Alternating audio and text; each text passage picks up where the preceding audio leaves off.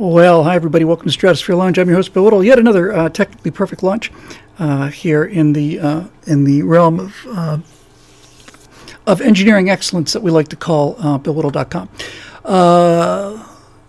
Yeah, I hope everybody's doing well. Sorry I had to reschedule, but sometimes these things happen.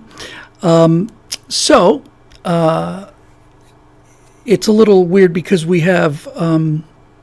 But I'm looking at my own stream on Twitch, and it's really slow. Comes and goes, I guess. Anyway, so we should be going live to YouTube and to Twitch, and as people have mentioned, the Stratosphere Lounge has for the last, I don't know, is it 200, 300 episodes? We're at like 350 almost. We've always had a musical roll-in, and we tried to do that when we stream live to Twitch and YouTube, which we've started doing not too long ago, a couple months. And when we stream the music live to YouTube or the TV shows live to YouTube, they just shut the stream down. So we basically have to do a little Twitch roll in and then the YouTube thing. And I know it's like absolutely crazy. So anyway, there you go. Okay. Anyway, Todd Lehman on the YouTube channel says you can stream music if you have a live performance. I can certainly find music that I can stream. It's just that it's all kind of, retro TV stuff, and you get the idea. Anyway, so it's good to be here. A couple little news items, and then we'll, one really, I guess. We're going to be doing Facebook questions tonight because we're overdue for that.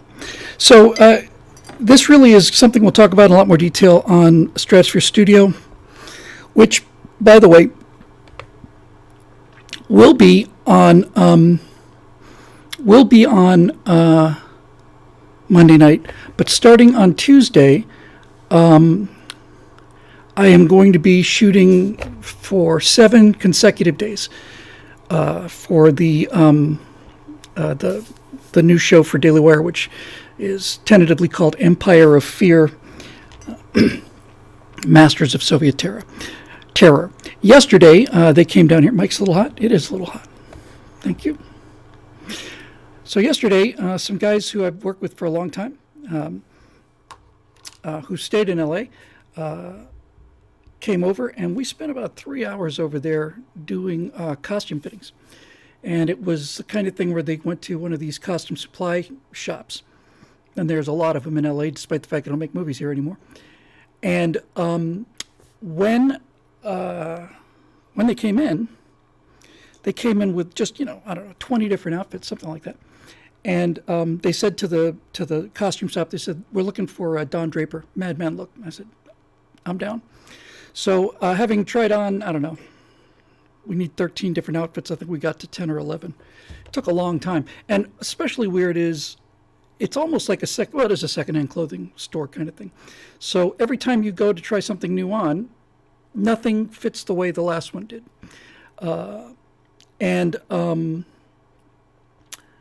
So it was a little challenging. Most of the time, I would come out in the shirt, which was usually too short or too tight, and they'd say, "How do the pants fit?" And I would go, "They fit just fine, thank you. They fit just fine, as long as I don't breathe too much. Well, go ahead, I'll breathe a lot before we roll, and then I'll breathe after we're done." Somebody says somebody's clipping my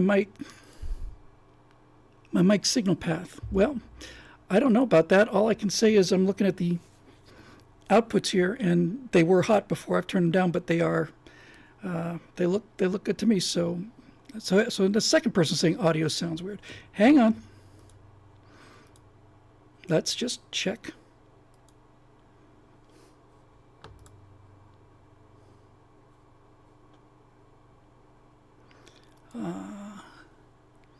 I don't know what's causing that. Is everybody noticing that it's? Yeah, most people saying it sounds fine. I suspect it might be a streaming issue. In any event, that's that. So, like I said, quick peek. I have an even better idea. Here's what we're going to do. We're gonna do the opening again, and this time I'm going to hit the record button because this software is very different, and on the other software the record button's right there, and on this one it's not. So here we go. everybody just play along. Let's just pretend, and we'll get it right this time.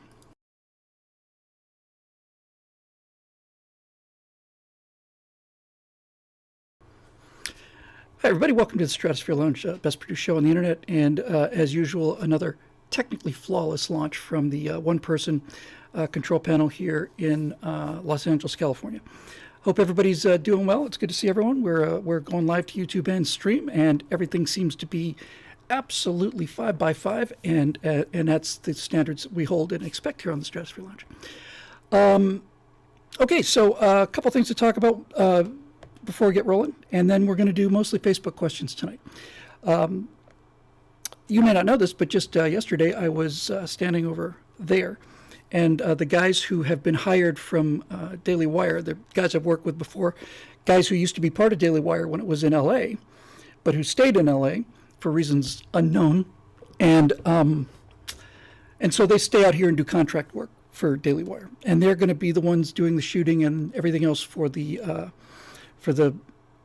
Cold War video shoot. They're going to turn the Cold War podcast and the America's Forgotten Hero podcast into video, which is great. So yesterday they trundled on over at about 2 and rolled in one of those, rollable clothes hanger things. And they brought in like 15 different tie clasps and 4 different watches and all this other stuff. And so I don't know what I tried on. Probably tried on 15 or 16 outfits, which is not like particularly fun for men generally. However, ways that I can't get to that now. If you want to bring it in later, I just can't get to it now. It's a lot of typing. So they brought in all these outfits. They had a stylist, had a tailor, and then the 2 producers who I've worked with before. And they went to this costume shop and said, give us your Don Draper look. So there we go. Yes, Marusha, I got a chance to read that. I haven't had a chance to read it. I've got it. So can we just let me do a little talking here, and then we'll get to the questions. So anyway, tried on all this stuff, and since it's essentially a used clothing store, some things would fit, some things not so much, and it was a little challenging. With that said, they ended up with 11 costumes that are just absolutely freaking wicked. Just wicked cool. So 13 episodes, different outfit every day, because these guys do things the right way. So they were all watches from the early 60s. I don't remember the names of them, but they were sized for humans, They were small, a little bigger than, about the size of a $50, maybe smaller, like a quarter. And they weren't, this thick. You go to buy a watch today, it's that thick. So I don't even know if they were working watches or not, but they sure as hell look good. We even might even try a pocket watch. Anyway, so that was fun. And then starting on Tuesday, we're going to do 7 days of shooting. I have to call times at 8 o'clock every day, 7 consecutive days, and we're going to do 2 episodes a day. And then on the final day, we'll do 1 episode and kind of a season tease. So we'll be happy to get that in the bank. And then once that happens, it goes to the post-production guys who are also going to be doing it here. And looking forward to working with them an awful lot. So there's that. The other thing is definitely more of a topic for Stratosphere Studios, so we'll talk about this on Monday, but since it happened yesterday, might as well just bring it up now for our longtime viewers here. So I was watching Critical Drinker's latest review of the final episode of Rings of Power. He said he was done with it on the penultimate episode, but he did a segment on this yesterday on this thing, and just as he's finishing, he says, I have an additional section for you. I said, awesome. And he said, I don't want to just comment about movies. I want to actually make some. And I thought, oh, here it comes. And sure enough, he ended up making, and this was at the tail end of a review video. This was not a dedicated pitch video. I'm getting calls to dress up for the Halloween episode. Is that on the 31st? I will do it. Anyway, so he, it's the Stratosphere Studios on Monday the 31st. We usually spend that time at home because we have trick-or-treaters, but let me let me talk to the boss about that. Anyway, so I look, and sure enough, I've started a GoFundMe page or Kickstarter page or whatever, in order to make movies. And he said, Drinker could use your help. And I'm thinking, okay, well, that's an ace I had to play. And look, I am extraordinarily happy for him. I think this is the future. I think it's the future of everything. And I never did get a chance to talk to him about it. And maybe I won't ever get a chance to talk about him. But in any event, when I checked earlier today, I think they were looking for $23,000 to do some kind of teaser trailer or something. Get to $23,000, and if you don't, then the money's returned. So last I checked, he was at $200,000. And this thing, I say with a fair amount of confidence, it's going to get to, well, you never really know. You really know in the first couple of days, but I wouldn't be surprised if it got to $1 million. It'll certainly get into the mid to high six figures. So good for him. And I genuinely mean that. I could have said, oh man, I was really counting on him, but I'd never talked to him, and certainly I had to put everything else on hold to get back, like we said last time, make a little money in here. But with that said, I certainly wish him the best. I certainly hope it works. And again, I think this is the future of entertainment, because there are no more movie theaters. There are no more like one-stop destinations. Nobody's watching Friends all the time. And so since all the talent is distributed across the internet, mostly in the form of YouTube, makes sense that that's where things would go. You know, if a guy like Will Jordan has got a sharp enough eye, ear, and tongue to generate 1 million subscribers, I suspect he's probably not a bad writer at all. And it's in the same way as the colonies too. It's a very different model. You come to the fundraising with a pre-existing audience. You actually gather the audience before you make the product, which is different, and which I like an awful lot. And there's some other options we have in play too. So anyway, the guys who I'm working with on the Daily Wire thing are some guys I'm going to be working with on the animation thing, which we will do as soon as I get these scripts and this shoot out of the way. But anyway, with all that said, I'm wishing him the very best. I'm certainly going to be watching closely and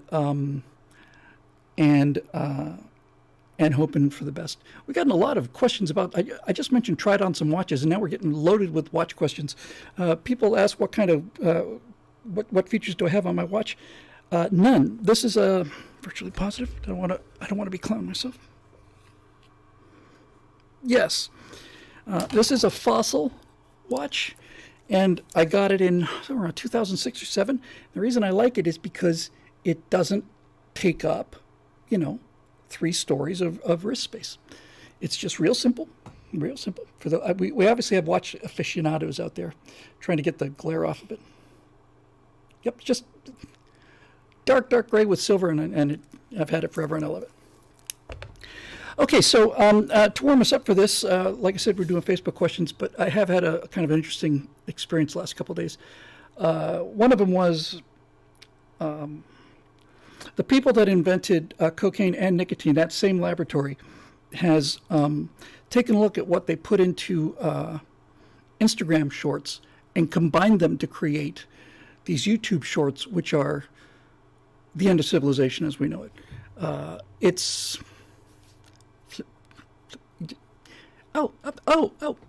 it's really, really, really hard to get away from those, especially once they figure out what you like.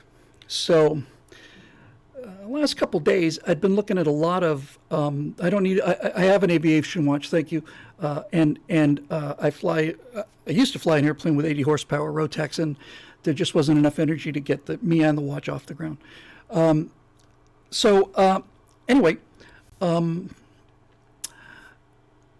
with all this said, I've completely lost my train of thought here, because once again I looked at the comment section. That's a mistake when I'm doing this.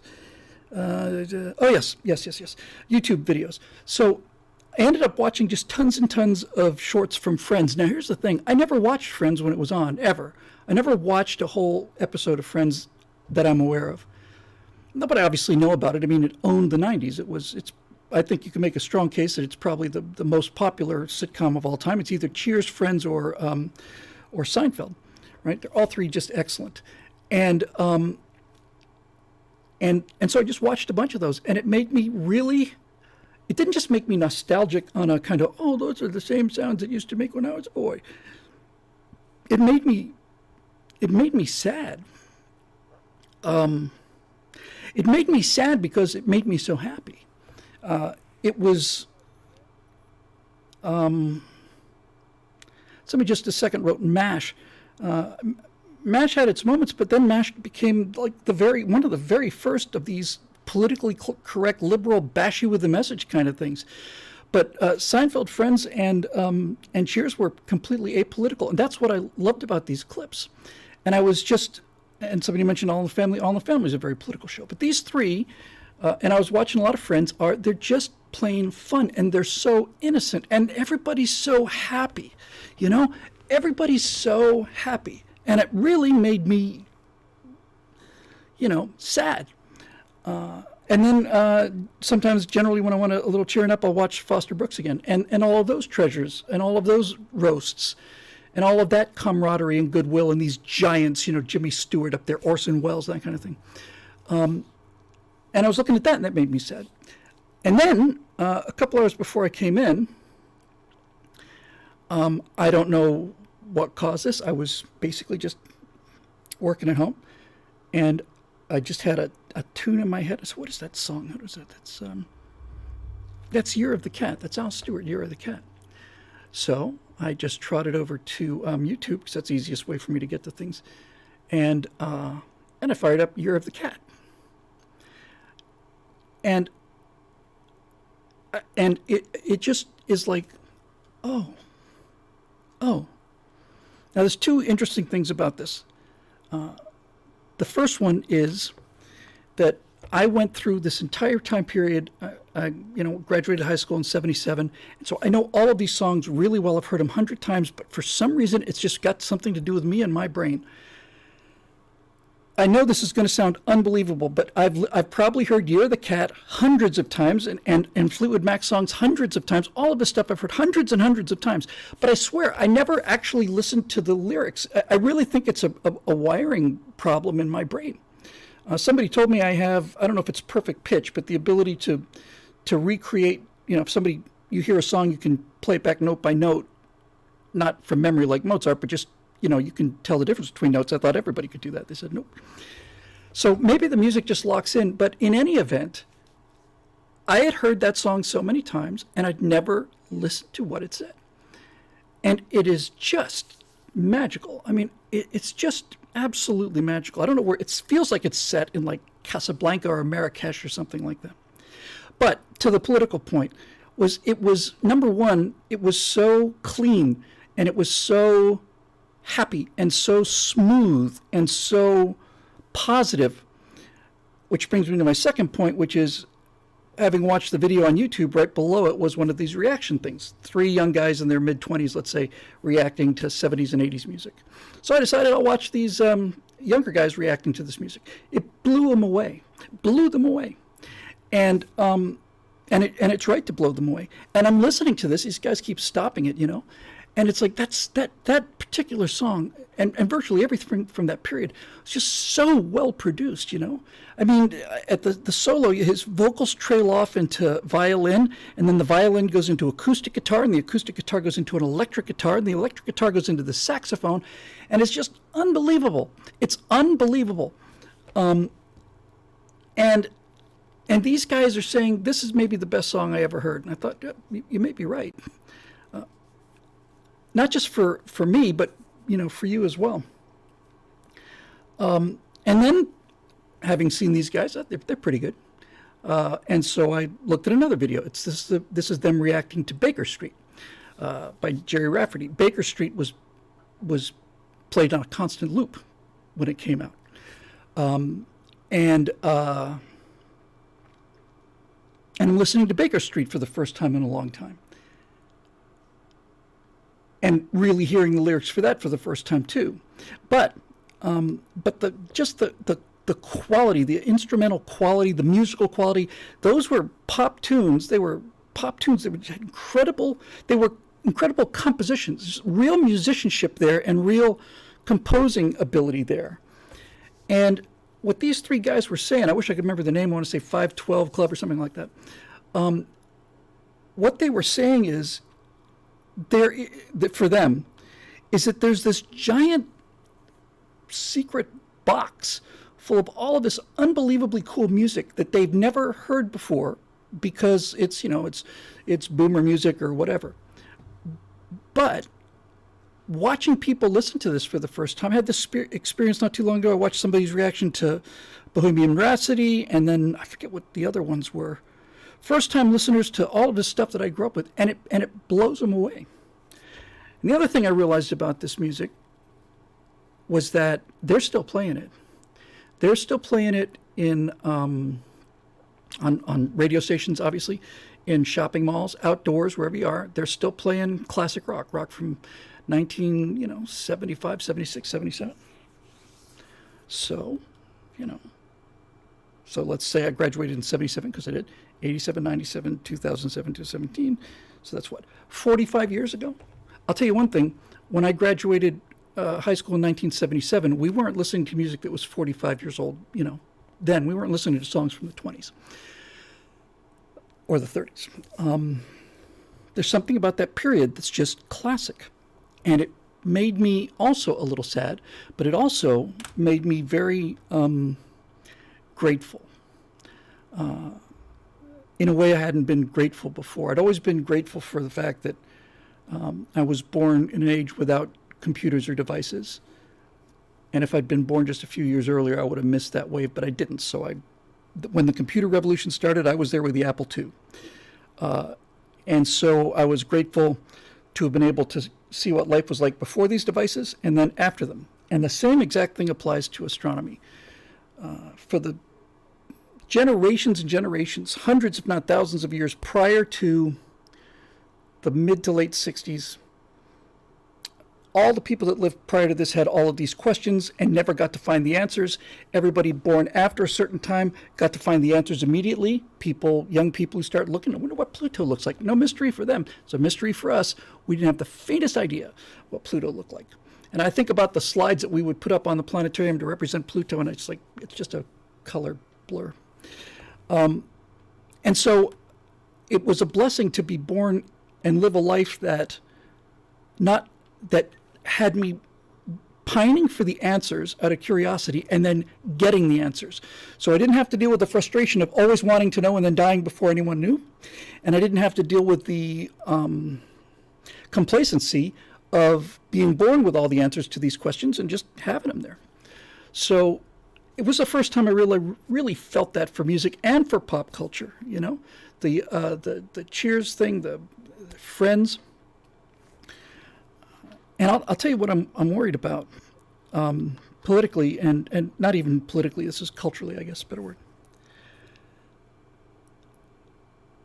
There's an awful lot about Gen Z that is a first time in human history kind of thing. And, ever in human history. And I think that this is the first time that we have ever produced a human generation that didn't have a common cultural heritage, because there isn't one anymore. People my age, we can all get together with complete strangers and talk about, Gilligan's Island or even shows that I just personally hated, like Hee Haw, which I just couldn't stand. But it was either that or 60 Minutes. So it's on Sunday nights. It's something else too. I have no memory of it. So we all sat around the same campfire. There were 3 different channels, but essentially there was really only one good show on at a time. There's no way to record the shows. If you missed it, you missed it. You couldn't binge watch them. You couldn't go back and see them. You just had to watch them in real time.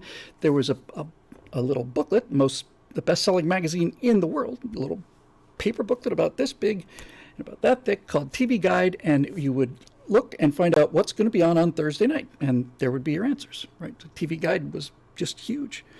You had to have it, like the phone book, all these other things.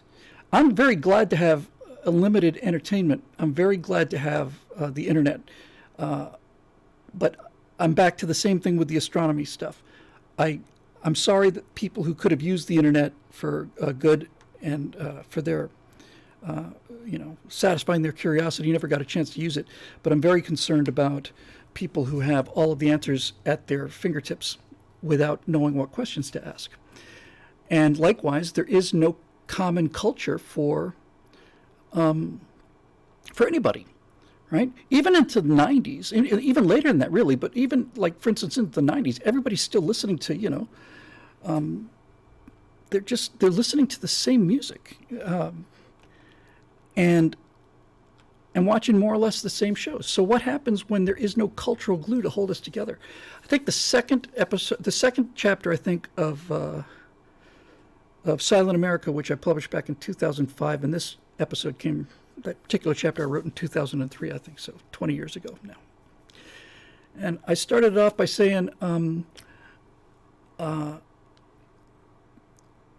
telling a story I'd heard. I don't know for certain fact it's true, but I'd heard it in a couple different places. And this happened in the, 90s or something like that. And it was a story about an American tourist who was in Paris. And he was basically just walking around, on these beautiful things. I think he was on Champs-Élysées, and he saw a group of people. He kind of wandered over there, and he heard some music, and it was a guy with an acoustic guitar. There's a crowd of people gathered around him, and he was singing the theme from Gilligan's Island. And everybody there was an American.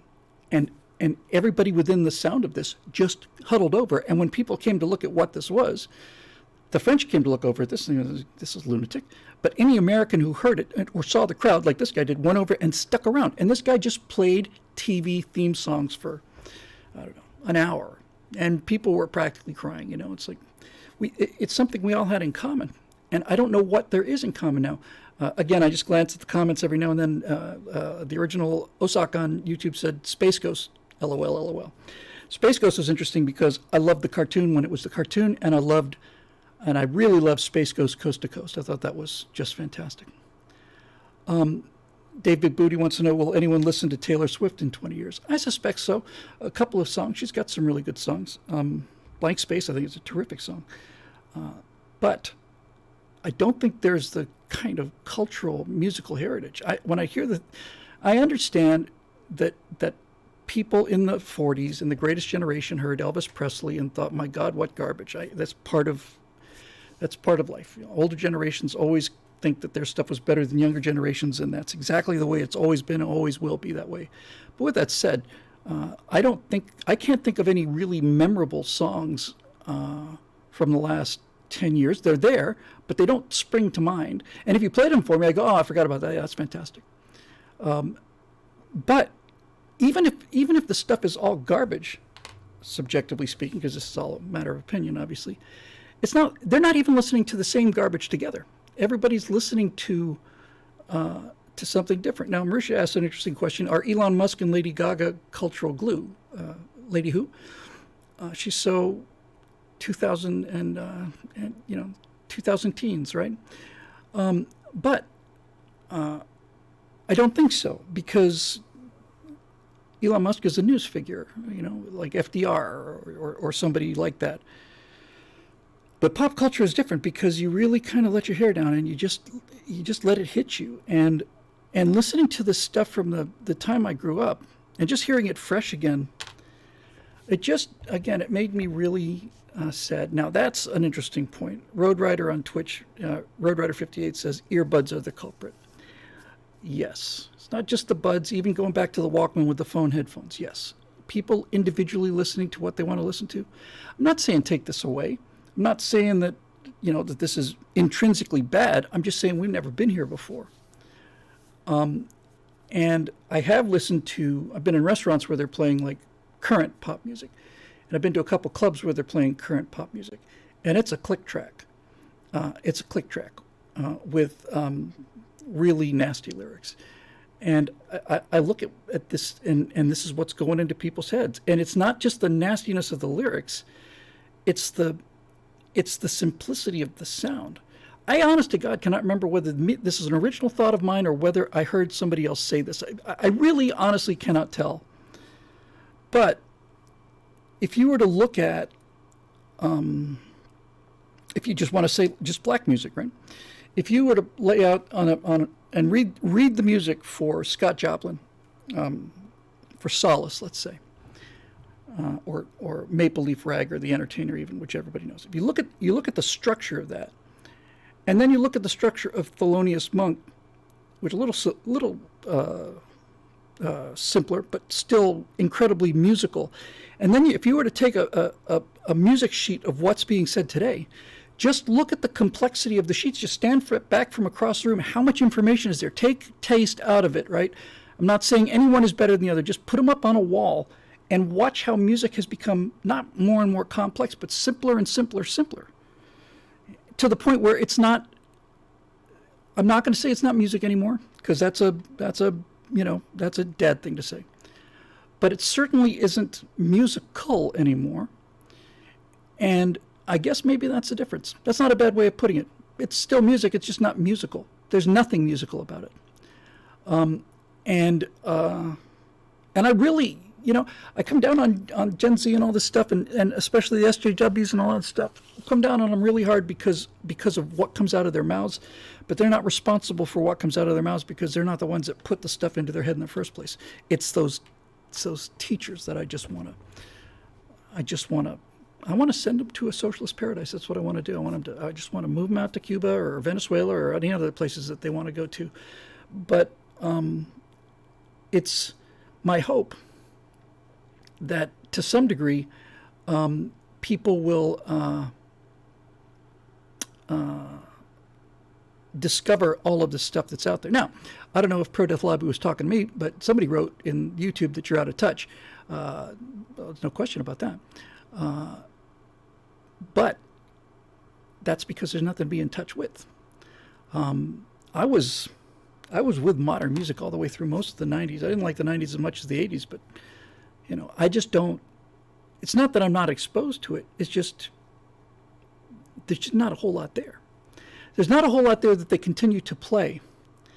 And that's the point I'm getting at, I guess, ultimately. These guys were listening to music that's 45 years old that I heard on a daily basis on the radio when I was in high school.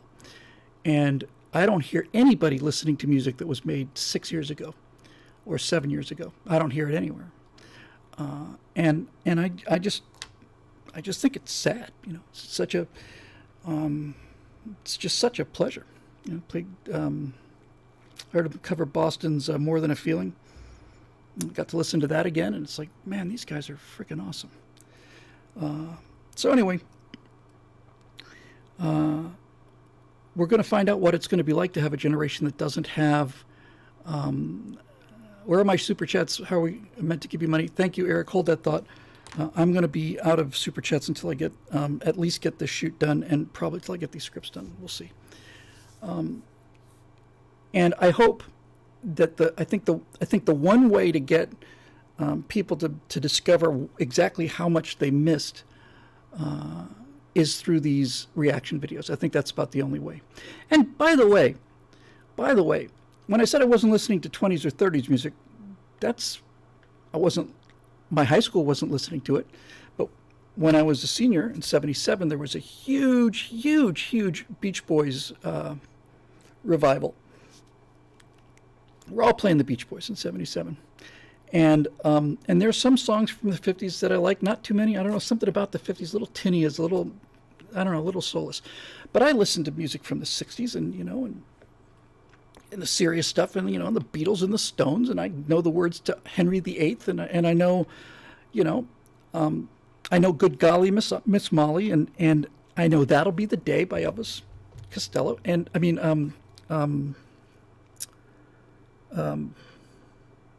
come on, Buddy Holly, and I know music from the 40s. I know the big band sound. Some of those tunes are just great. And if you've ever seen people dancing in the 40s, that Greatest Generation, those old fogies, when those guys are doing the swing thing, man, they are moving. They are moving. But In the Mood and it's just great. Joplin, I like Scott Joplin very much, and I've had a good background with classical music as well. So I don't know much from the 20s or the the 10s or the 1800s, and I think about the only thing I know from the 1800s is it called "Ask Go on Farewell." It's the theme song from the Ken Burns Civil War thing. Da da da da da da da da da da. I told you I could sing the notes before. I was obviously mistaken about that. It's that music. It's very, very, very soft, and even weird stuff like Scotland the Brave and Gary Owens and that kind of thing. So anyway, there's a Pennsylvania 65000. That's a great tune, man. That's a great tune, Mary Lou. It's really rocking. When I got to LA in '88, there was a swing revival here in the early '90s, and if you ever saw Swingers, it's a really great movie. Really great movie. Vince Vaughn is fantastic, and Jon Favreau, who's gone on to do Iron Man and be Mr. MCU, Jon Favreau is terrific as an actor in that movie, and in fact, there's a scene in Swingers that is the most uncomfortable 3.5, 4 minutes that has ever been put to film, and it is just brilliant. If you've seen it, you know what I'm talking about. Anyway, yeah, so, pop culture as an expression may no longer apply to things. See, I got two different spellings there. We know the song. Ashcoke and Farewell. Was written a couple decades ago, really? Critical Thinker says.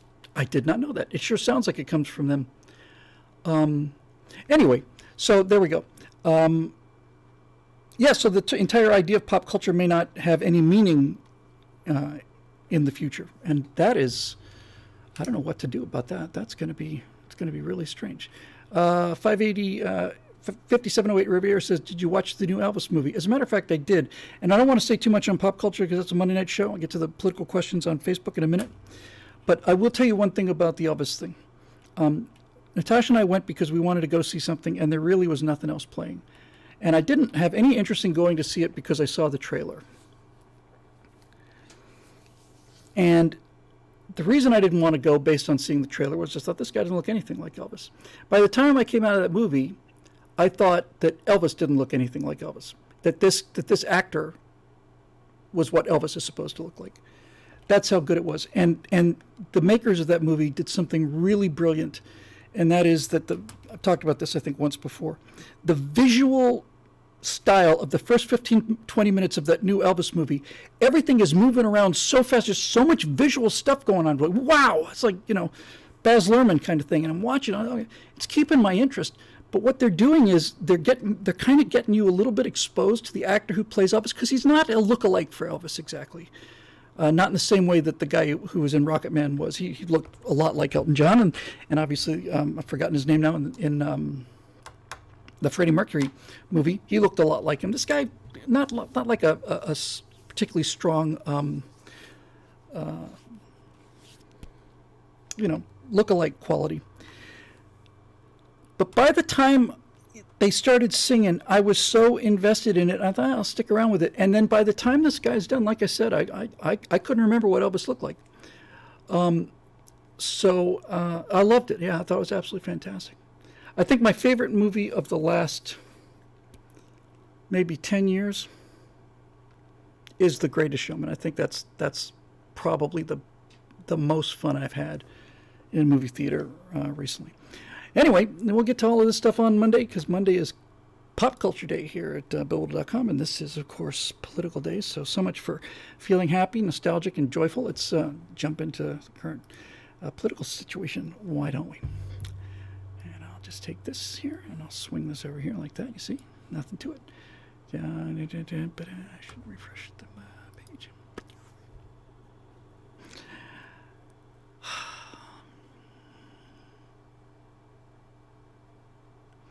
I don't know if I'm going to get a question about this. It just flew into my head, and so since that's basically what this show's all about, I'll just go with this real quick, because this is a strictly political thing.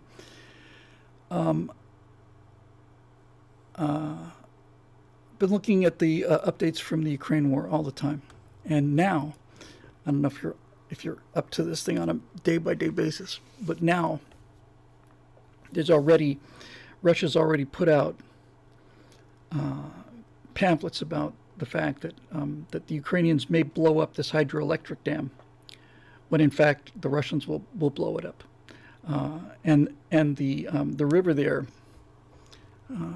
is driven by this. So they're not only going to lose a lot of their power. Putin's already struck at Ukrainian power stations, but if the Russians blow this dam, it's going to cause one of those dam floods, and it could kill thousands of people downstream. I mean, thousands. That's what the buzz is today. The original IOSOC, I think. No, the original OSOC. What do I think the chances for nuclear weapons deployment? I think they're, I don't know, if I had to take a guess off the top of my head, I'd say 25%, maybe higher. But the chance of all-out nuclear war, no. It's unthinkable. I can't see that happening. If Putin decides to make that decision for tactical nuclear weapon, for a battlefield nuclear weapon,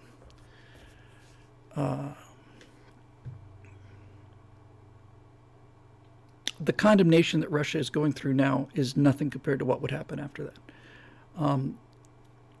Now, I've heard people who are really deep into the military aspect of this war say, if Putin decides he's going to use a tactical nuclear weapon, he's going to have to do it by airplane because he doesn't think that a missile crew would obey those instructions.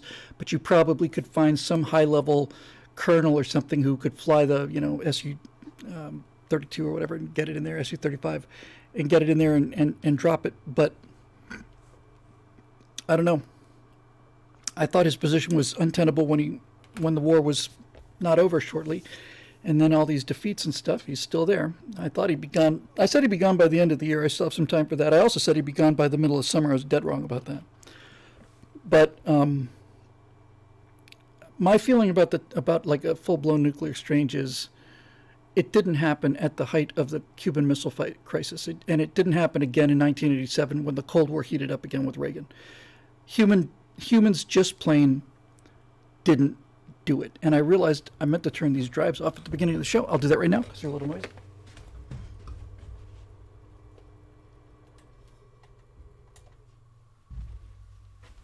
Much better.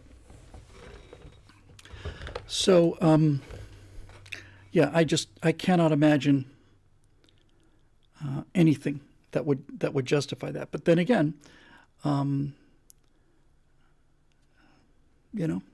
he surprised me before.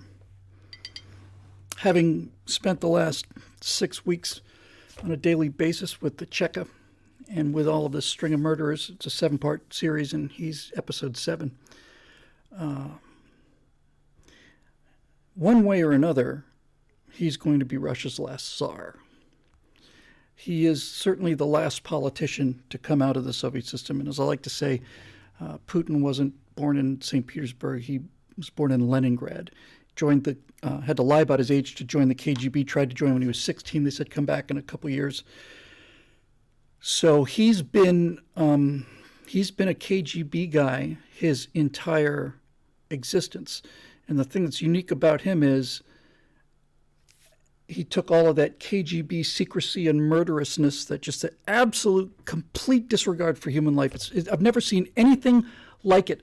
I've never, ever in history have I seen, even including in Nazi Germany, by a wide margin, by the way, I've never seen execution orders or sentences handed out like they were handed out in the Soviet Union. Just broadcast.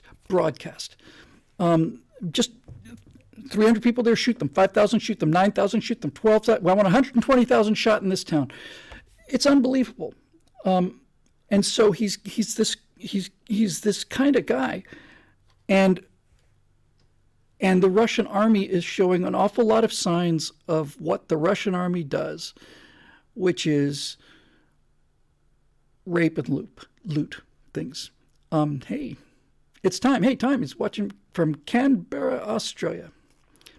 Canberra.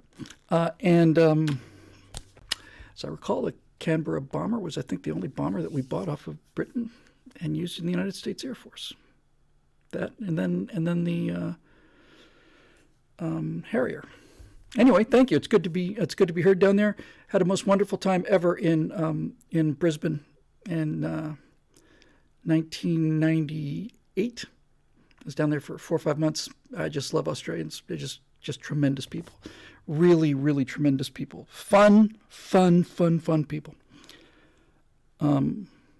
Although I do notice that when I went to Kentucky Fried Chicken, which is made with 7 secret herbs and spices, that I think in Australia they're made with 2. But other than that, it's absolutely fantastic. Anyway, yeah, so let's get to these questiones here.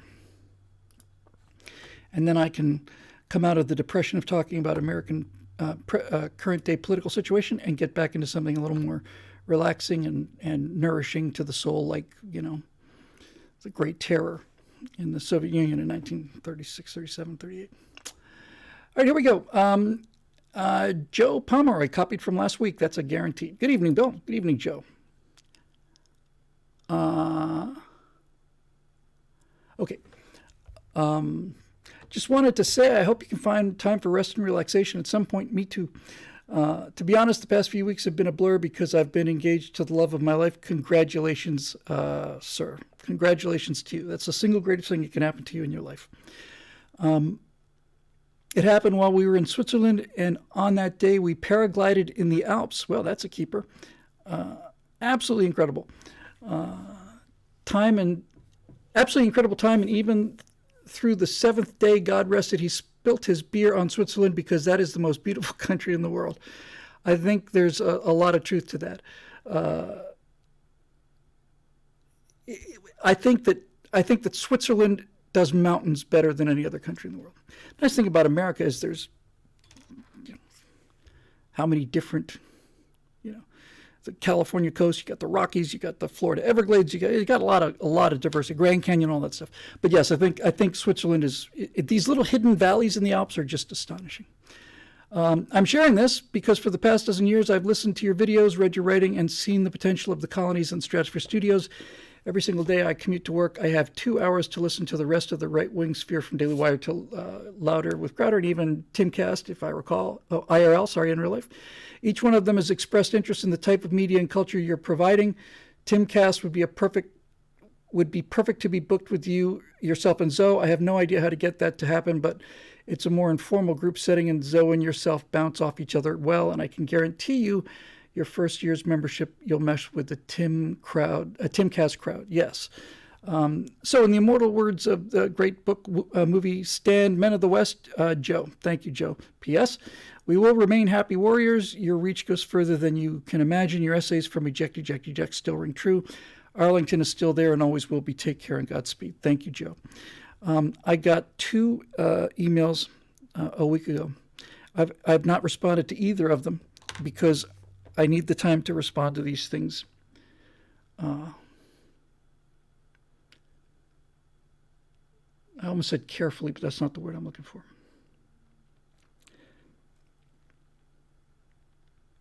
Thoroughly. 2 of the best emails ever. One of them was kind words, very much like this. And the other one, which, again, I will respond to, I don't think the person who wrote it is listening live. I think he said he listens on Friday mornings or the next day, doesn't get a chance to catch live. Maybe he's watching it now because it's on Friday. But it was a very detailed letter, very detailed email. And the first part of it was, as usual, just, emotionally really overwhelming and exactly what I needed to hear. It just really made a big difference in my life and all that stuff. But then he went on to make an astonishingly brilliant analysis. I don't know if this is his theory or whether he saw it somewhere and he's repeating it, but you know who you are who wrote this letter, both of you, and I owe you a response, which I might be able to do after the show tonight, actually. And they were both so powerful and so moving, but this other one went on about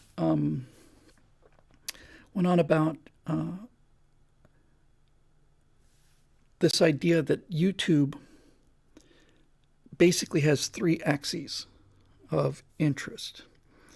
One of them is time, one of them is fun, And the third one is authenticity. And that the further you go along any one of those axes, the more views you get. So if you've got length and you've got authenticity, that's good. If you've got length and authenticity and fun, and sometimes Stratosphere Lounge gets to that, then that's great. He pointed out a number of things that I never really thought about before. It was really, really very brilliant. One of them was that that once you get past a certain length, people actually like longer videos than shorter ones. Because, as we're seeing now, many people just listen to this on a drive or so on, and he said, I'd much rather listen to one good program for 2 or 3 hours than try to spend those same 2 or 3 hours listening to 8 or 9 things trying to find them. That was news to me. He also said some things that I thought were just absolutely fascinating.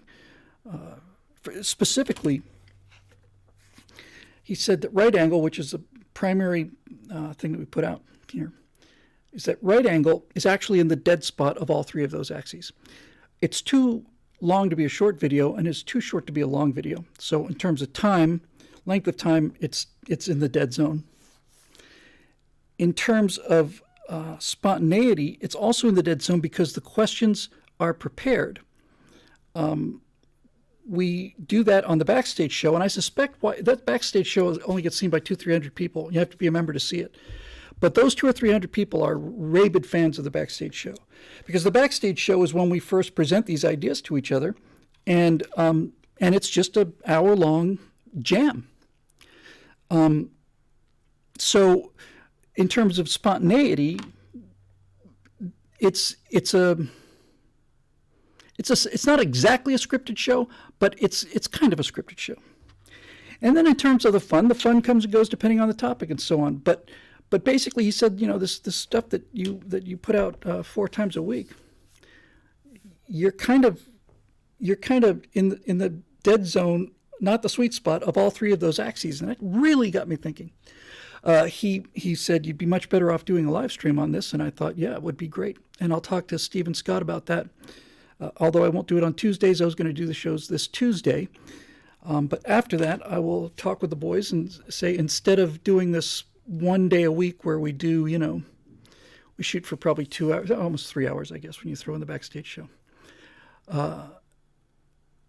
Maybe we could do a live stream 2 or 3 times a week and have it be completely, utterly unrehearsed, and just start flipping through the news. I think that would, and longer. I think that would be, be certainly worth the try. So that and many other kind words that came from him and from many other people, and many other great ideas. I've just had to tune them out because I'm not going to lie to you and tell you that I don't have time to read them. I just don't have the disk capacity. I'm feeling this really strongly now, really strongly. Like, it's just, hard drive is full, and I have to basically stop the download because there's no more drive space available. Even talking about the music earlier, and I find this has been true for the last week or so, although certainly been a lot less stressed lately, thanks to Daily Wire. But I find that I'm having a harder time remembering little things, and I think that it's because of just, the drive is full. I cannot put any more information in here right now. So for the people that I've missed, and I've saved all the emails and I haven't gone through them in many cases, and in some cases, some of these are 2-3 weeks older or older. For the last 2 months or so, at least, I have just basically had to kind of go offline in terms of input. Right? Input. Things like, I just look up here and glance at things, and I see Patrick Reed says it's Super Chats. Super Chats is the kind of thing that should be very easy to do. It's the Alzheimer's, exactly. You've got it. I would know. But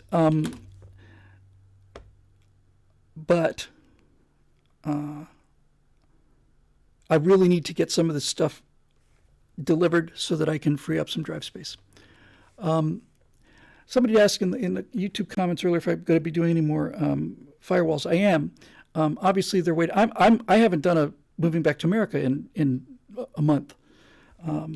I've just been too overwhelmed with this. I have a mountain of work to get out, and the research for this latest series is bigger than the research for the previous 3 combined, because there's so many moving parts in this.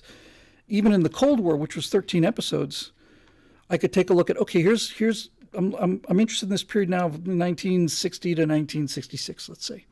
And I just kind of look at world history. Oh, that's interesting, that's interesting, that's interesting. Oh, the Cuban Missile Crisis, that's the bulk of it. Ended up doing one on the Bay of Pigs, and I think the other one on Cuban Missile Crisis. But in any event, this thing is like, my God, it gets easier. Once you get to Stalin and Yagoda, you've pretty much got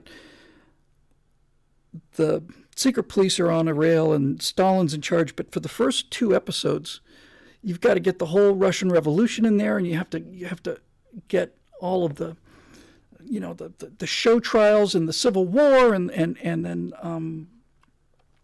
you've got the Bolsheviks trying to end World War I. You got the Treaty of Brest-Litovsk, or if that's the correct pronunciation. Yeah, the Civil War. You've got then you've got the battle between the Bolsheviks and the left SRs, and you've got all of this. But by the time you get to episode 3, you're pretty much linear after that. So these first 2 are just really hard.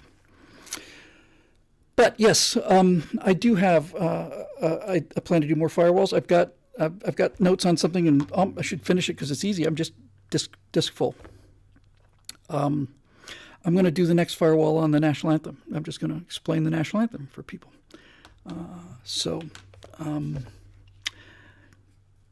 That's that.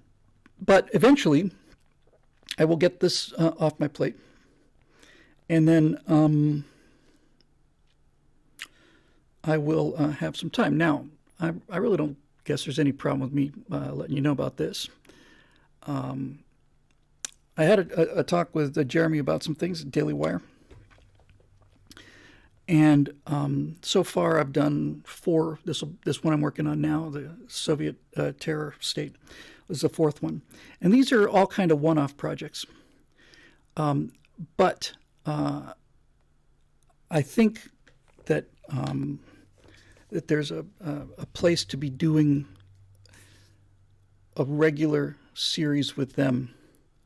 And I don't know if it's weekly or once a month or whatever. I actually have 2 ideas. Hang on a second. Okay.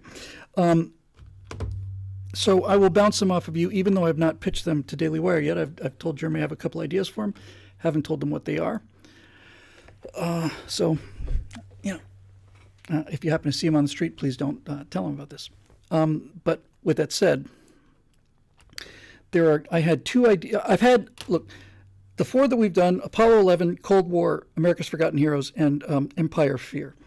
These 4 are essentially one-off projects. Apollo was 4 episodes, Cold War was 13, Forgotten Heroes was 7. This one will be 7. But I'm talking about doing something different. So I had 2 shows that I want to pitch to them, and I think I'd like to get your feedback on these, because I think they're really pretty cool ideas. Hang on, let me get that other stream up there where I can see it. Okay. So again, please don't email to them. I'd like to make it a surprise, but again, it's not the end of the world. Otherwise, I wouldn't say anything. The two shows that I want to do as a series, as essentially an ongoing series, are the first one I want to call The Military, and I want to go all around the world, and I want to do an hour on specific aspects of our military. I've been on a submarine before. I want to go back on a submarine. I want to go to an aircraft carrier. I want to jump out of an airplane during a airborne drop. I want to fly in a B-52. I want to fly with the Thunderbirds. I want to do all these things. And I want to take a look at America's military, and I am the only guy that I know who could really do this right. Because I'm the only person I know that understands this stuff to be able to ask questions on a level that most people don't get. Now, here's something I've learned about not even interviewing really, it's just talking to people. Back at PJTV, I did something that I thought was going to be a series. I ended up doing only one episode. Not a whole lot of people saw it. It's one of the best things I ever did. It was called A Soldier Story. And we only did one. And in that, we interviewed a guy who was a Higgins boat bosun, I guess he was, or a chief maybe, during World War II. For those of you that are not familiar with the term, there's a number of different variations, but as a general rule, a Higgins boat are those square landing craft that you put the guys in either for D-Day or in the Pacific, and it's got treads underneath it, and it's got engines. There's a driver and there's a machine gunner usually, and then up front you got maybe, I don't know, a dozen guys, 20 guys, something like that. So I was talking to a guy named Leon who was a Higgins boat driver, and he was there for Tarawa. Now, he's undoubtedly been asked questions about this before, but he'd never been asked questions about Tarawa from a guy who knew what happened at Tarawa. He got asked questions about Tarawa from news people or from, students or something. He never got asked about Tarawa from somebody who knew in advance what happened at Tarawa. So I'll just give you one example. I mentioned it once or twice before, but it bears repeating because this is the entire soul of the pitch, right? He's telling me about Tarawa, and I say, okay, so here's the thing, Leon. So you're on the boat. He was not only in the first wave at Tarawa, he was actually the sector commander. It was his boat that everybody else was going to line up for that particular sector. I want to say it was Red Sector, but I don't remember if that's right for sure. So he had 9 of these boats are the first wave going into Tarawa, and they're already starting to take small arms and mortar fire. And then all of a sudden, 500 yards out from the shore, which is a good walk, there's this grinding sound. Tarawa, Pro-Death Lobby says, Tarawa. It was one of the islands in the Pacific landing campaign. And Tarawa was the most badly botched of all of the invasions that the Marines had to do in the Pacific. It wasn't that the guys didn't do the preliminary work, it's just that they got something wrong. What they got wrong was the tides. They had not counted on the particular time of the invasion, not just the date, but the time of the invasion. There happened to be an especially low tide, a combination sometimes when the sun and the moon are in the right place, you get it like extremely high or low tides. And just by sheer coincidence, they'd measured the tides, they'd done all the research with the frogmen and all that stuff, and those frogmen are amazing. These guys just wearing a mask, flippers, a set of Speedos, and a combat knife, and they're diving in there and they're measuring depth, and they're clearing mines. Those guys are amazing. But on Tarawa, they had not planned on this being an exceptionally low tide, which means that all of these landing craft went aground. UDT, underwater demolition teams, yeah, thanks, Road Rare. Went aground, not on the beach, but 500 yards out to sea. The whole thing is just very flat beach. And when they'd measured it, they thought they'd be able to run these things right up to the beach, drop the things, get the guys into the cover line of the jungle, get above the seawall, take some losses there, but, that's how it goes. They're more or less protected while they're in the Higgins boat. So I said, so there you are, Leon, you're heading on your way in. And all of a sudden you hear this grinding sound. And that must have not been a pleasant feeling. He said, no, it wasn't a pleasant feeling. And I'll tell you something else.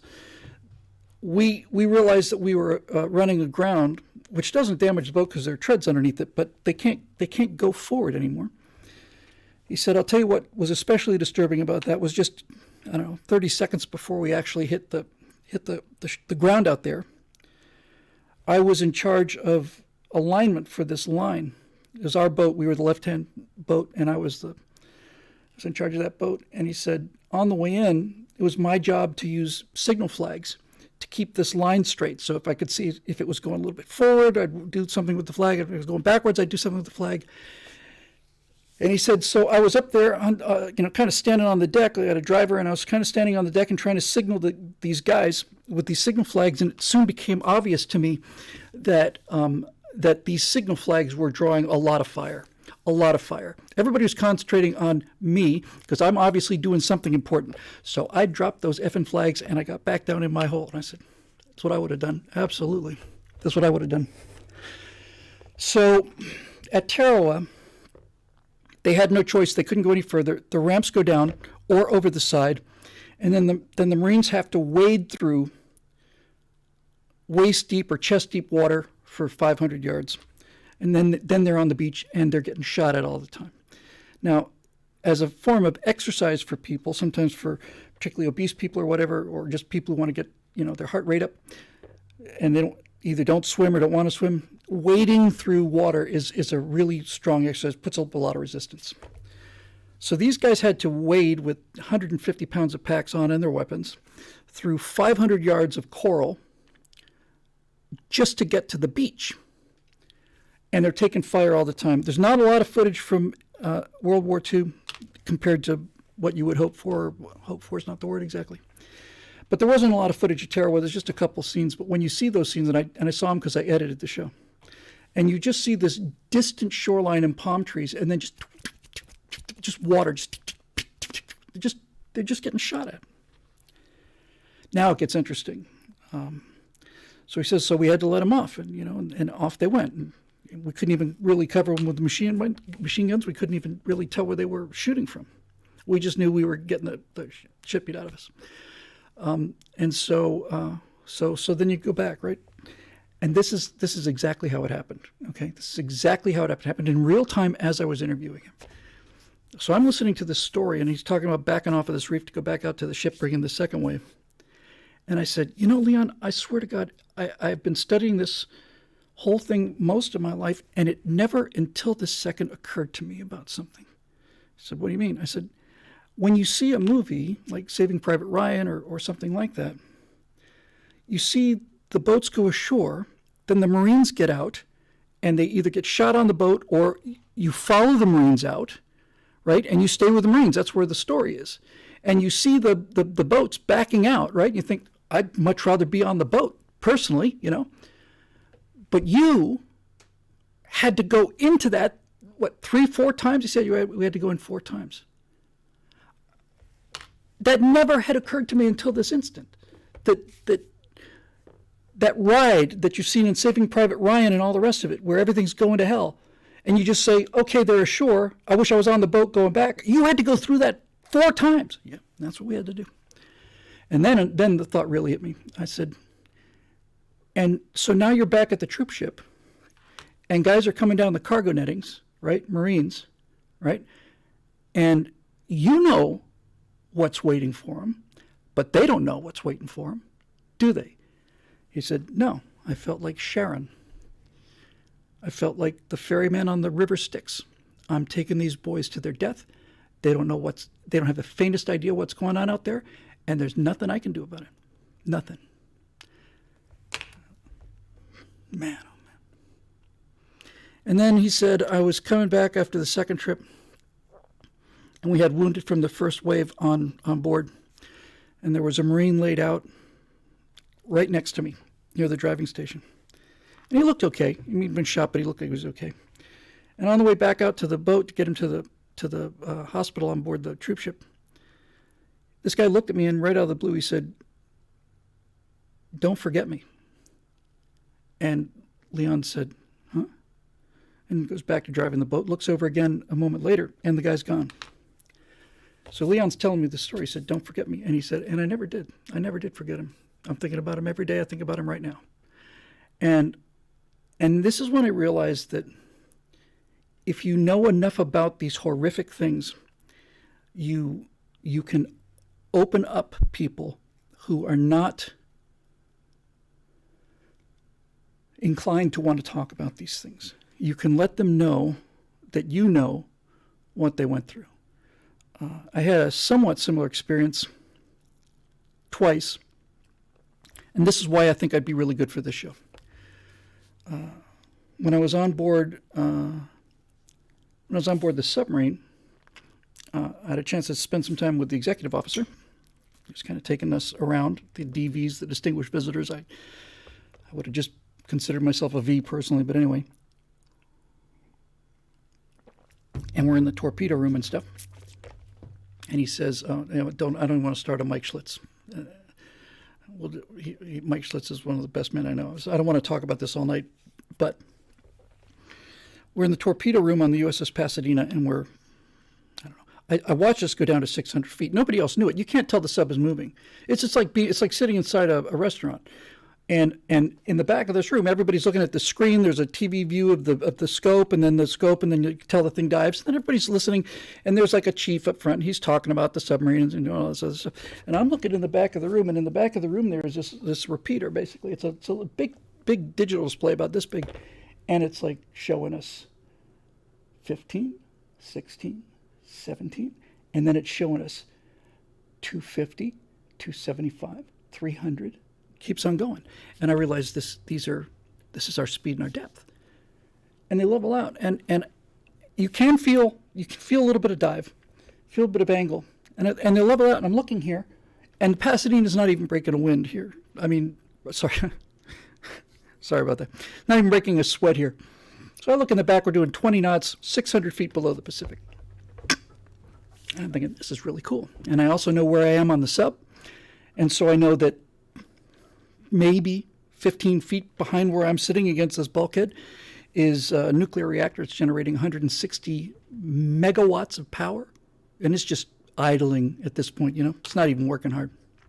So anyway, we get to the tour of the torpedo room, and they were kind enough to shoot. They can't shoot torpedoes for us, which would have been really wasteful and stupid.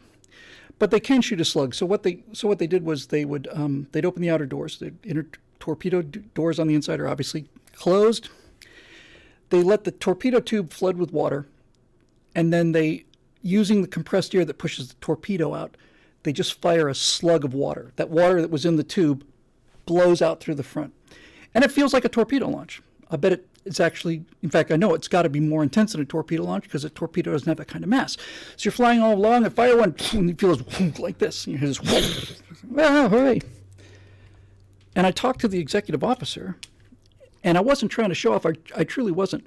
I said, sir, I may be wrong, but aren't the advanced Mark 48s, aren't those swim-out torpedoes? Don't you get rid of this launch transient with the Mark 48 ad caps? They just swim out, don't they? You don't have to deal with this because it makes a hell of a lot of noise. This fire one, fire two.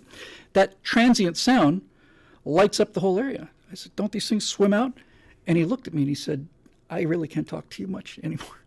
He's very nice. Like, I'm not at liberty to discuss that. Fair enough.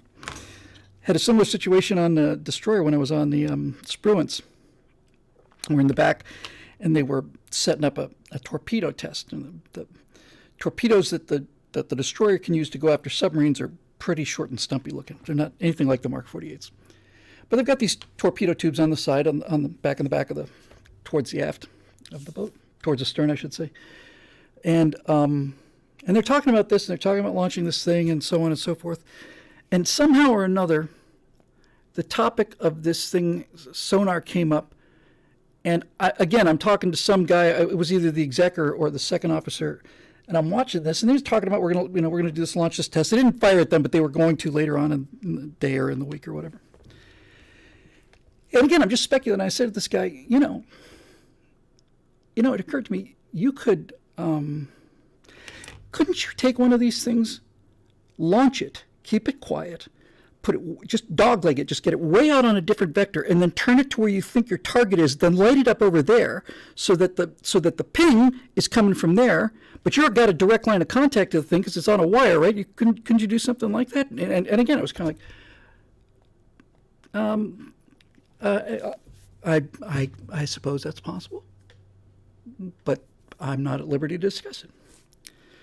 So this is why I want to do the military, because I want to do an aircraft carrier, and I did get invited many years ago to Miramar to fly in the F-18 simulator, the actual F-18 simulator that they train pilots on.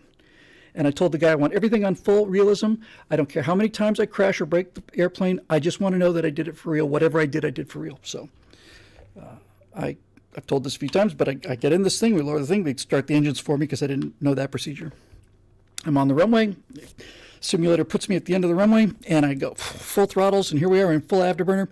And I'm looking at this rotation speed, 140 knots, something like that. Come back on the stick, nose comes up, and then, even though this wasn't a motion simulator, it's inside a golf ball. It's almost a complete hemisphere, and you're inside. And when that whole horizon, including your peripheral vision, when the computer-generated horizon tilts back like that, you can feel it. I went, whoa, that's amazing! It's absolutely amazing. Good Lord, that's cool. That is absolutely something. Oh, let me pull the gear up. He says, too late. You left the landing gear in the parking lot. Somewhere at about 200 knots, the landing gear just got blown off the airplane. So I said, well, all right, so that's my mistake. My bad. So we went out and I hit the tanker. You know, we were doing missile. He said, well, I don't think I can show you missile kills. Something like that. I said, okay. So I got a bunch of their MiG-29s with guns, and then I did the refueling thing with the tanker, and I caught the basket, and that was impressive. And then I said, all right, let's do the landing. So he puts me 3 miles in trail of a Nimitz-class carrier. And I'd done this in flight sims, but it'd been a while. And so I'm flying this angle of attack, and I'm just, I'm not doing the normal pilot stuff. I'm on a controlled crash. Angle of attack is set right. That means the plane's attitude is set right. And if I'm too low, I'm going to add power. If I'm too high, I'm going to lower power, but I'm not going to change the pitch of the airplane unless I absolutely have to. So in the U.S. Navy simulator at Miramar Air Station, I come in, boom, hit the deck, full afterburners, and I just watched the deck come like this. Like, we missed it. We're long. I said, yep. I said, try it again. So he sets me up again. And I think I went long on the second one. And on the third one, I had 2 bolters, and on the third one, I caught the 4th wire. And I thought, wow, that was fun. So you can see why the ability to do a show about the military with somebody who has that kind of understanding of all of the military could be really kind of interesting. And I also got a chance to talk to the admiral when I did the Spruance tour. I got to talk to the commander of the Pacific Surface Fleet. It was on his yacht, the admiral's launch, I guess is a better word. Pinnace, maybe. And I saw Dustin was on a sub. And the Blue Angel said, so like Dustin's great, but this would be pretty much exclusively it. And Dustin's a great guy. He's got a great channel, Smarter Every Day. It's one of the first channels I saw on YouTube. I love him. And Dustin knows an awful lot more about physics than I do, an awful lot more about most things than I do, but doesn't know more about the military than I do. So, yeah, I'd like to fly with the Thunderbirds or the Blue Angels. I'd like to go all over the place. I'd like to do a rescue mission with the Coast Guard. I'd like to go to tank training. Is it Fort Rucker or Fort Hood, I guess? I think Fort Rucker is where they do advanced attack helicopter training. I have some time in helicopters. And so my idea is that we would basically break this thing up into 3 levels.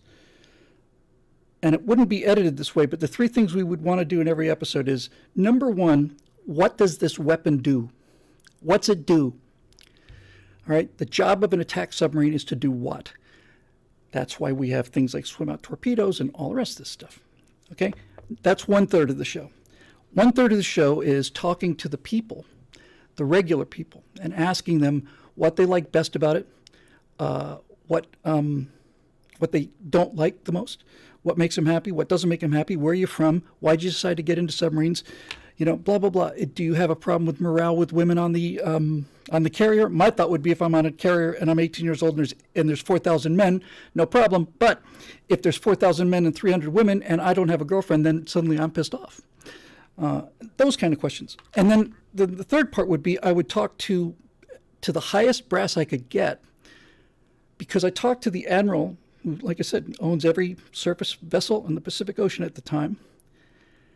And we were on his launch in San Diego Bay, and I was saying, what's your biggest problem? He said, there's no question about that. It's maintenance. I said, really? He said, yeah, we don't have enough ships to do the job that we need to do anyway.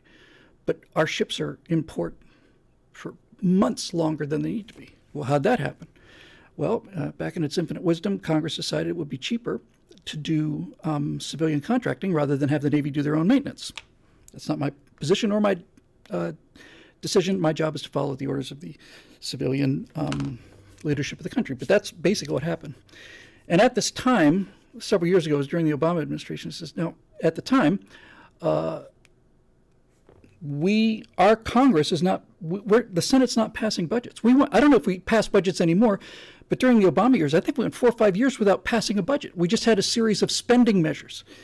And he said, now my problem is I go to the civilian contractors and I say, here's the work I'm going to need you to do. And they say, can you guarantee it? Because if you can, then we'll hire all these people and we'll get all the stuff that we need. Can you guarantee this is a 3-year job? And I would have to say that to them, no, I can't guarantee it because we don't have a budget. We just have a spending measure, which will get us through the next 5 months. I think we can get more after that, but I can't promise it. No, I can't sign a contract saying that. And the guy said, well, in that case, we can do it. We're just going to have to do it with a smaller crew, and it's going to take longer.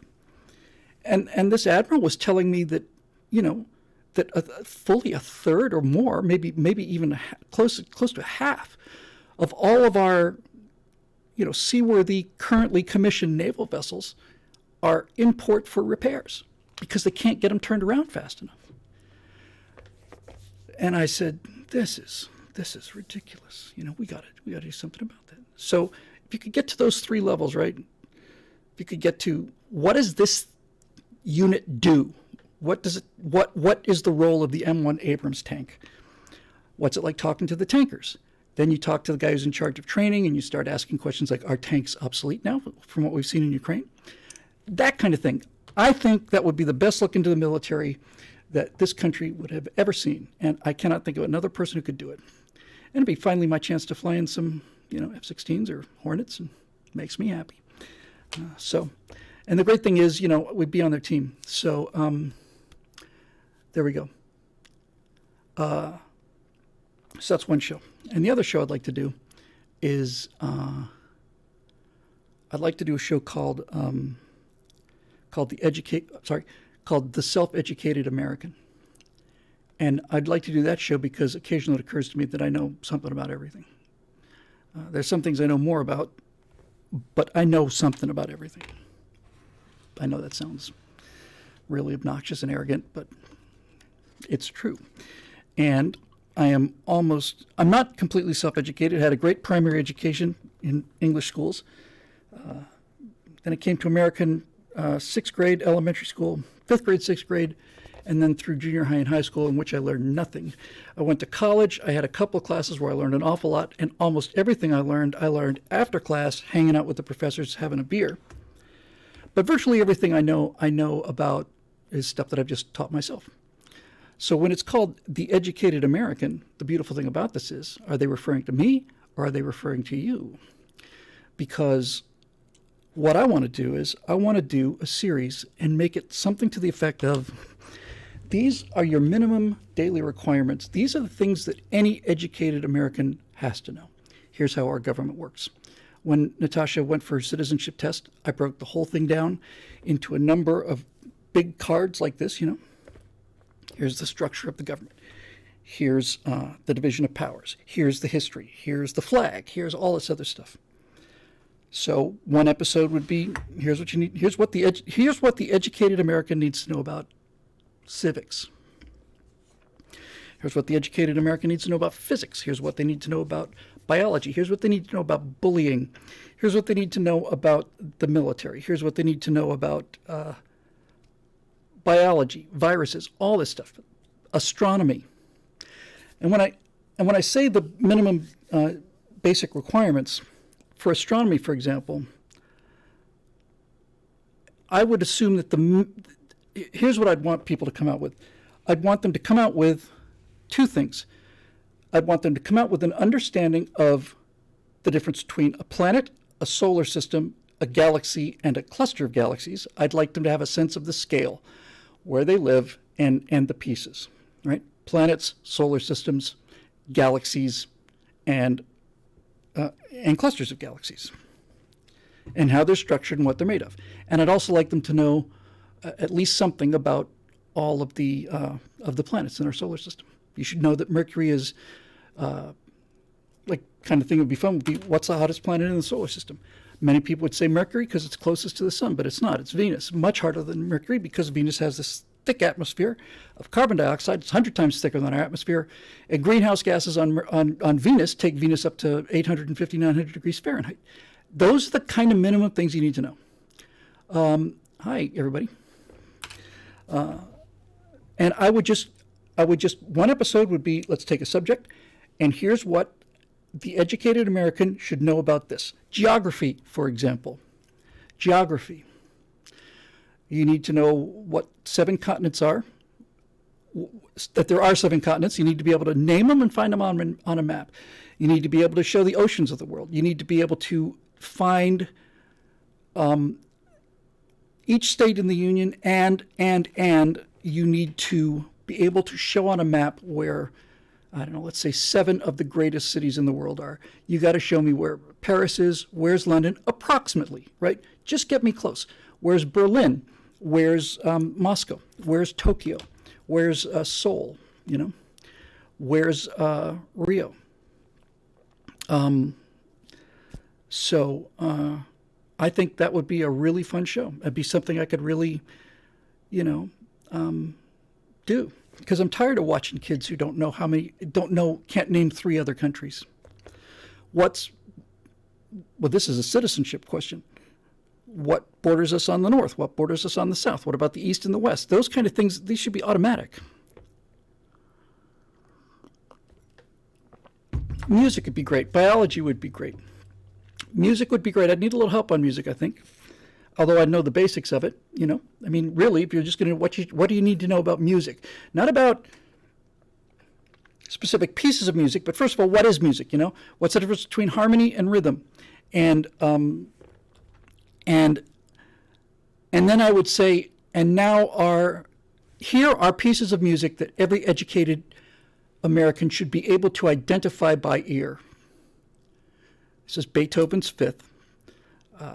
This is, I don't know.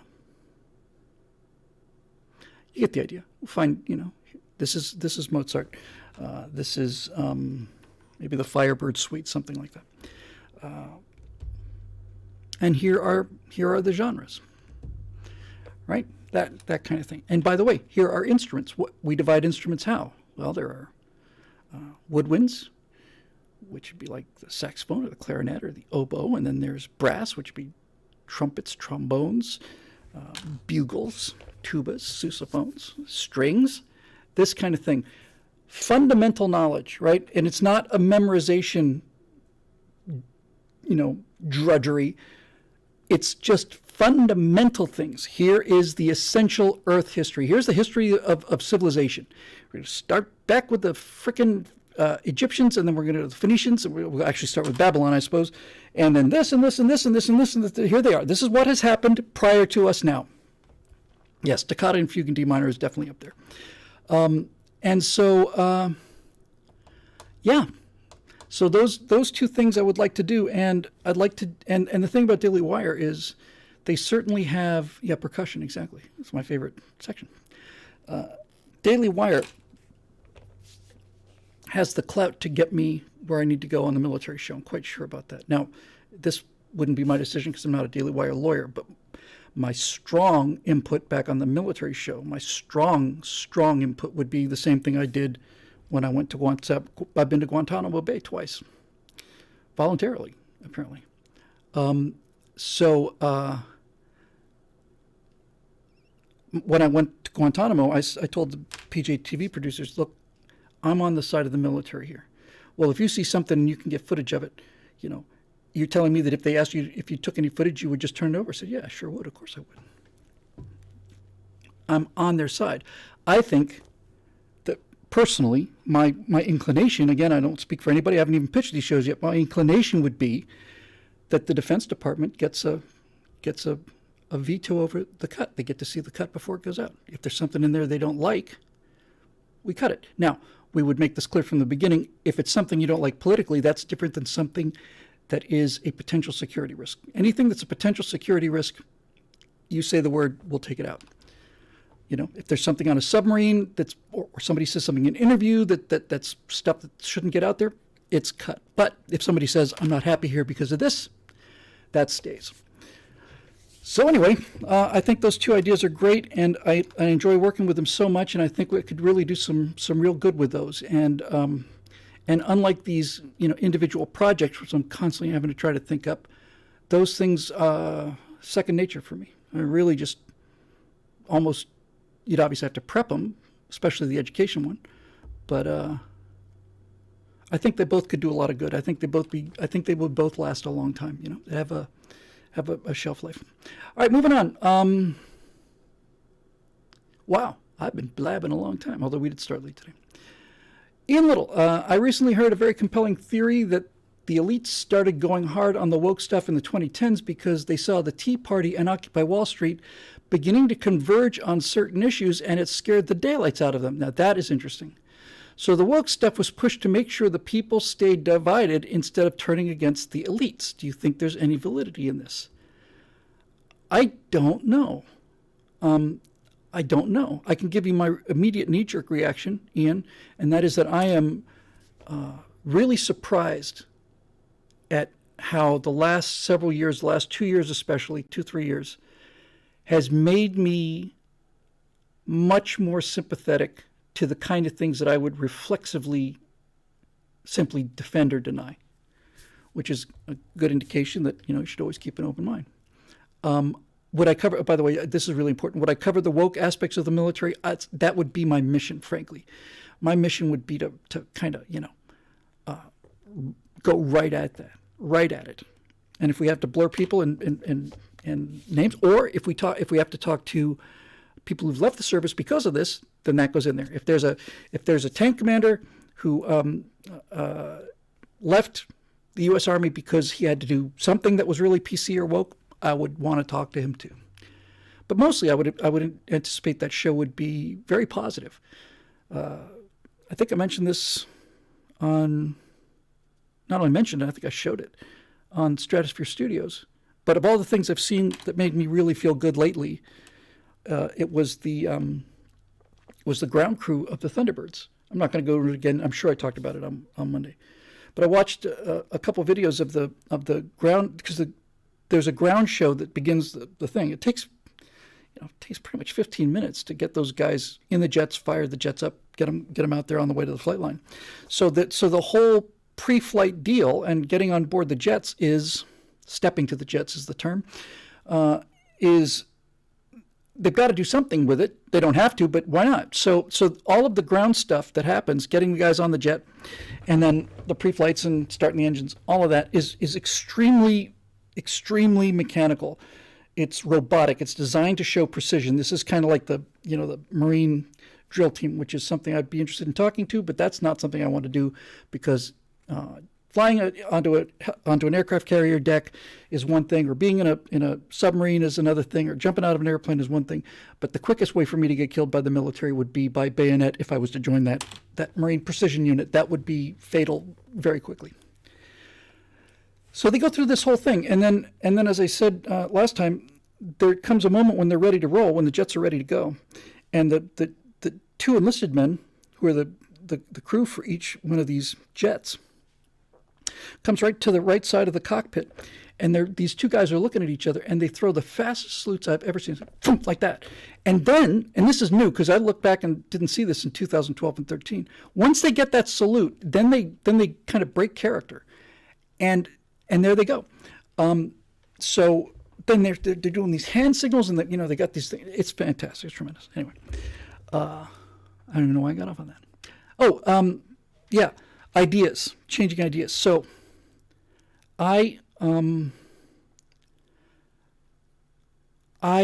have completely changed my opinion about the FBI. My esteem for the military is weakening, not only based on what this chairman of the Joint Chiefs of Staff is saying, but also based on what some of these female lieutenants are saying. Why should I go out and defend America if you're going to take away my constitutional right to abortion? That's worrisome to me. In fact, the entire idea that active duty personnel can tweet things is, to me, shocking and exceedingly dangerous. I do not see that you have any right to do that at all while you're serving. I think that while you're in uniform, on duty, not even on duty, while you're in uniform, your social media has to be apolitical. You can say, hey, it's really nice here in the Philippines, but you don't get to talk about that kind of thing. I just don't think that's for public consumption. That's my personal opinion. You give up a lot of rights when you join the military. But I used to think there's nothing inherently evil about, Bill Gates, or just as an example, I mean, he earned his money. I'm old enough to remember when computers, where you had to look at a piece of software and decide whether you wanted to buy it, because if it was, you couldn't know what operating system it was on. We're down to 2 now, well, 3, but Linux is kind of a niche market. But essentially, a Mac and PC, right? But before Microsoft, nothing guaranteed it would work in something else. So Bill Gates earned his money, and so did Elon Musk, so did Steve Jobs. I don't decry them, any of that. But what they're doing with their money is starting to make me think more like a progressive than I ever imagined, and doesn't make me very comfortable. Because this is, he did steal his operating system. Because this highest level stuff is genuinely alarming. All of this Davos stuff, these meetings they have in Colorado once a year. All of the most powerful and rich people get together for a weekend. They do this relatively frequently. That should be alarming to you, especially since, in many cases, these people are competitors with each other. If you've got Bill Gates and Elon Musk and let's say Steve Jobs and a bunch of people all in the same room talking about stuff, I don't see any benevolent purpose for this. And I'll go even further than that. Even if they were all angels and they were privately planning on a way not to kill everybody, but even if they were privately trying to find a way to make people as happy as possible, increase human health, lifespan, all that stuff, if that's what they're doing, then there's no reason for them to be doing that in secret. And this stuff is not my imagination. I didn't invent this stuff. It's not a fevered dream of mine. The FDA changing the definition of what a vaccine is prior to the COVID vaccine, because vaccines provide legal protection against lawsuit. If you put out a drug and it kills people, you can sue them, except for if it's a vaccine, if it's defined as a vaccine. And this particular Victrola was of a pretty unique type, these are mRNA vaccines. So the CDC, prior to the release of the vaccine, changes the definition of a vaccine. This is the CDC, and this actually happened. I saw the 2 pages. It used to say a vaccine is a serum that provides immunity. That's what a vaccine always did. You're vaccinated, you're immune. Now it says a vaccine is a serum that provides produces an immune response. That's a much lower bar to clear. If I take this little very tiny screwdriver that I'm playing with, just my worry object for the day, and I poke this into my finger here and break the skin, then by the definition of what a vaccine is, this would be a vaccine. Hey, we got a raid. Hey, everybody, we're talking about the World Economic Takeover plans. So the Center for Disease Control says that a vaccine used to provide immunity. Now they say it provides an immune response. Cutting my finger generates an immune response. If I stick this thing into my hand, that will also generate an immune response. It'll become inflamed. Pus may form. Antibodies will go after the pathogens that break through the skin. So that means that legally, this makes the standard of a vaccine. And this is not exactly a vaccine. So you broaden the definition of what it is, and then you put this thing out that has had a lot of problems, and there comes a point when you cannot simply say that this is all business as usual. I don't believe it, and I don't think anybody else believes it. I think you have to be a special kind of ostrich to not see how badly degraded this stuff is. I mean, Epstein didn't kill himself. He was murdered in front of the entire nation. And nothing happened. Nothing happened. Video cameras were down. They're down for 12 minutes. Oh, let me see the broken cameras. It started working again. They just went out during the time he was hanging himself. Yeah, it's weird like that, isn't it? Yeah, it sure is. And I'm not going to go through all of that again, but I'll tell you, your idea that woke is designed to keep people separated so they don't attack the elites, there may be something to that. Because, look, I may be wrong about this. I have more confidence in the Second Amendment than my wife does, although she's a crack shot and an American citizen, is behind it 100%. She comes from Russia. She doesn't see that it's going to make much of a difference than I do, but that's one of those little disagreements that people can have. With that said, my understanding now is that Bill Gates owns 1/3 of the farmland in the United States. You think about that. If it turned out that Bill Gates owned 1/3 of all the computers in the United States, I would find that worrisome. But to own 1/3 of all of the farmland in the United States, I find that terrifying. And the only thing that comforts me in that particular regard is when I was a limo driver, I got a chance to drive a lot of executives to and from the airport. That's all we did. Lincoln Town Car from San Marino, Pasadena to LAX and back. So I got to talk to a lot of people when they wanted to talk, and sometimes they didn't, so I shut up. One of the people I was talking about, this is 88, 89, 90, somewhere in there. In LA, it wasn't the Chinese we were worried about, it was the Japanese. Japanese were burning up, they're buying up everything. They were buying all of Los Angeles, just everywhere. All of it. And this guy was a major real estate dealer. And I said, he wants conversation. I said, sir, should I be worried about this? I mean, a lot of people are worried about this. I mean, I'm a little concerned that, they're buying our country out from underneath us. And he said, Bill, I'll tell you something about real estate. I said, yes, sir. And he said, you cannot take it back to Japan with you. And I thought, yeah, that's right, isn't it? He said, yeah. They can legally own it, that's true, but they can't take it back to Japan with them. So if it turns out that your concern is that they're going to do something nefarious, that's something to be worried about. But ultimately, they cannot take the real estate back with them.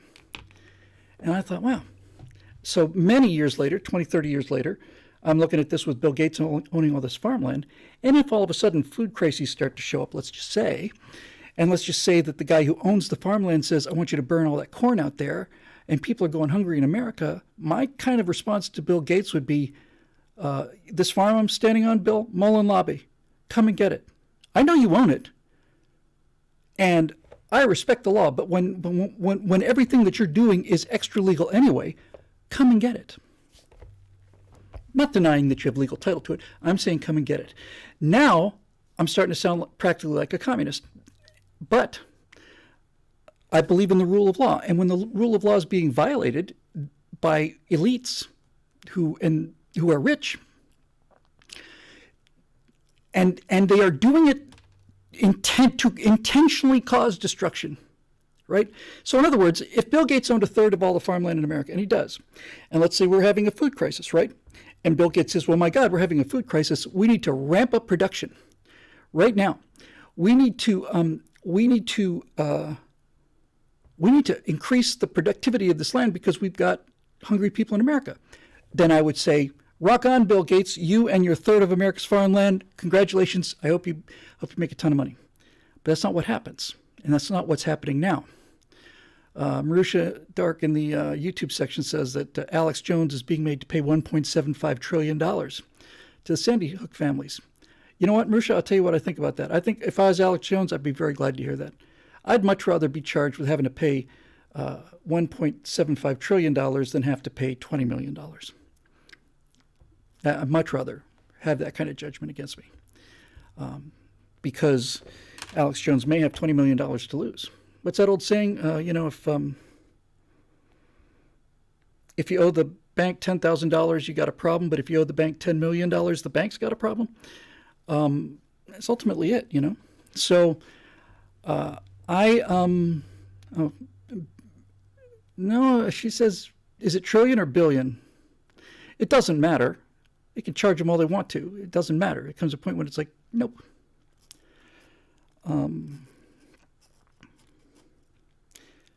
I'm aware of a case of somebody who had a large gambling debt with a casino in Las Vegas. It was in excess of $1 million. And this guy had a lot of credit, so he was able to run up a pretty big bill, and then he couldn't pay it. So he went to court, and he just wasn't making any money. He was flat broke, and he owed $1 million. So he went to court, and there was a settlement, and he said he had to pay the casino $630 a month for the next 420 years. That's kind of the thing where we are now, you know? Okay. All right, it's yours. Fantastic. The thing that concerns me is this great reset is a reset of something. They didn't choose the great turn. They didn't choose the great renovation. They didn't choose the great renaissance. They didn't say the great rebuilding, the great restructuring. They say the reset. And I think the reset is the debt. And I think that all of these guys like Bill Gates are taking electronic money, which is absolutely ephemeral and dependent on the rule of law, and they're taking that electronic billions and billions of dollars and rapidly putting it into the real world and buying things that actually exist. And then when the Great Reset comes and we end up at this $30 trillion, who am I kidding? That's a while ago. $40 trillion, 40,000 billion dollars in debt that we are. Sooner or later, this is going to have to collapse. And so what I've heard speculation about, this is just speculation, the speculation is that there will be essentially a giant reset, that all commercial debt will be zeroed. Now, you may think, hooray, I don't have to pay this or any more or that anymore. Yeah, but, you know, your 401ks and all the rest of that stuff, all gone, all reset. And this is why when Klaus Schwab says nobody will own anything, but everybody will be happy. First of all, that's what communism said. Turns out if everybody owns anything, nobody takes care of it. But that's not the point. When Klaus Schwab says nobody will own anything and everybody will be happy, my response would be, I think what you meant to say, Mr. Schwab, is that you won't own anything and everybody will be happy. And I'm not convinced that's true either. But certainly, when you say nobody will own anything, somebody's going to own that private jet. It's going to be in somebody's name, right? What you really mean to say is that you will own everything. You all, those small few of you, you'll own everything. And all of you will be happy. And he may be right about that. I'm not saying he's correct morally, but he psychologically may be right. Look, I've come to believe that life has become so comfortable and there's so much to lose that people will put up with just about anything so long as their Netflix subscription continues. I really think that's it, you know?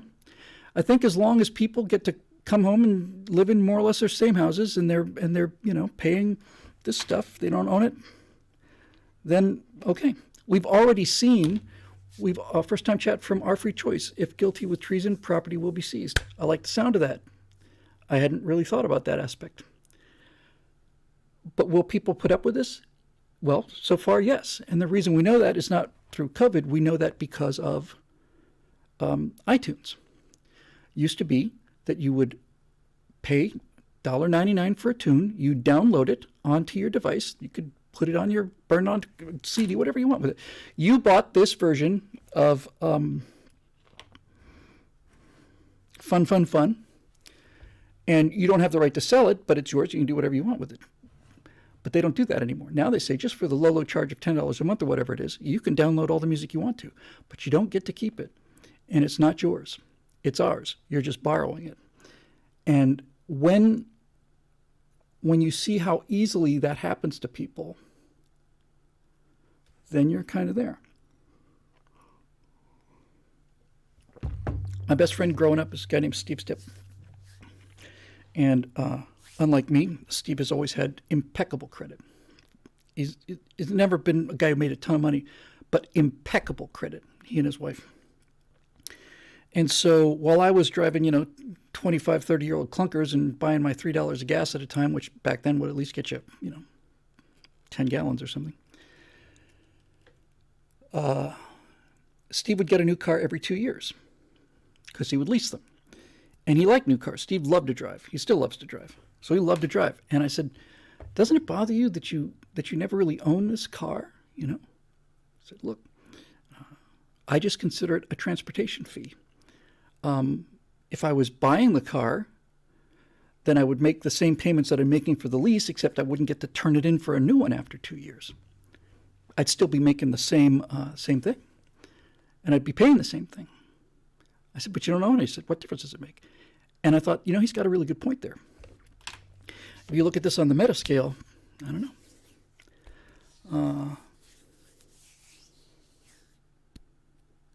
I have to tell you, the only time in the last, since November of 2020, the only time that I've ever been scared to the point where I felt a little sick, that kind of fear, just a momentary kind of gut punch, was 2 or 3 days ago when I heard that an American lab had made a strain of COVID that was 80% fatal.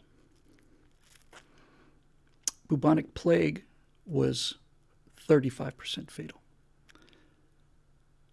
When I heard that at American University, American Lab, when I heard that they had found a way to do a strain of COVID that was 80% fatal, I about lost my mind. I really am. I about lost my mind.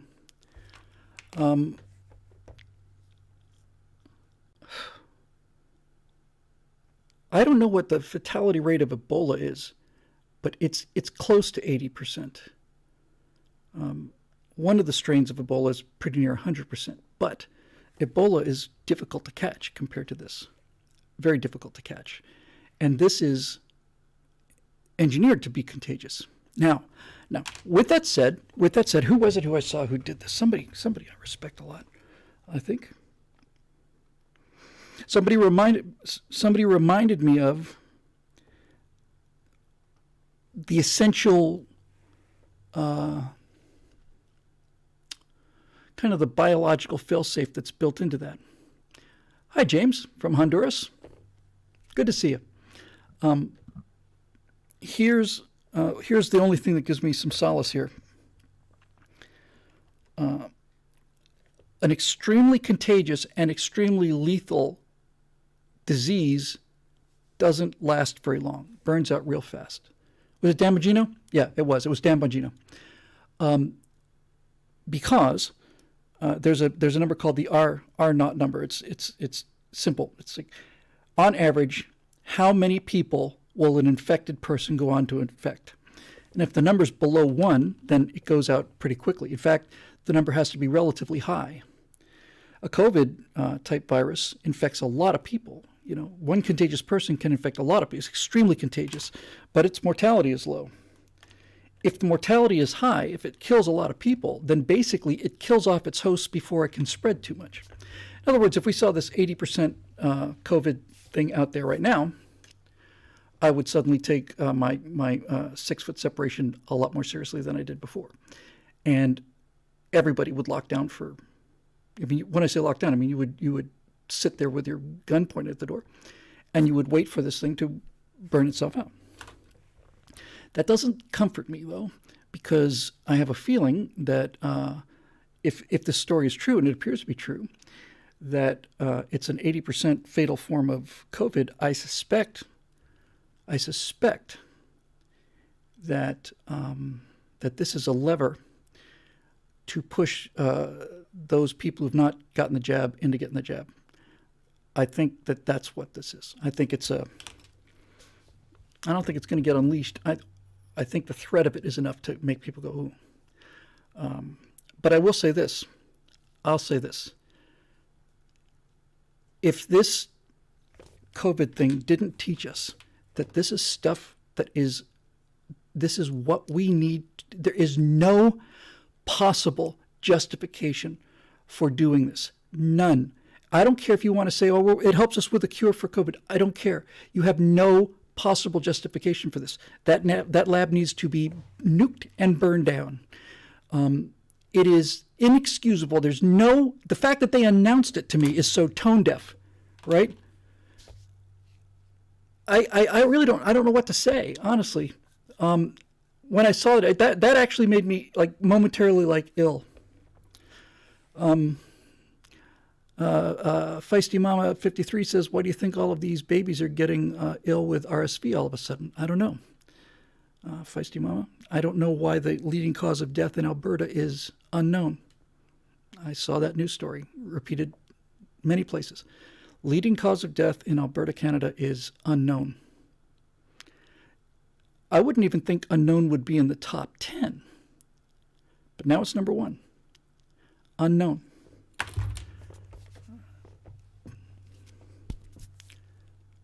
I know I've talked about this before, but when people said that this Victrola, this V word thing changes your DNA, I said, don't be ridiculous. Of course it doesn't. Vaccines don't change your DNA. Vaccines just expose you to pathogen. They just cause you to recognize things. And I was probably about 3 days away from taking that Victrola.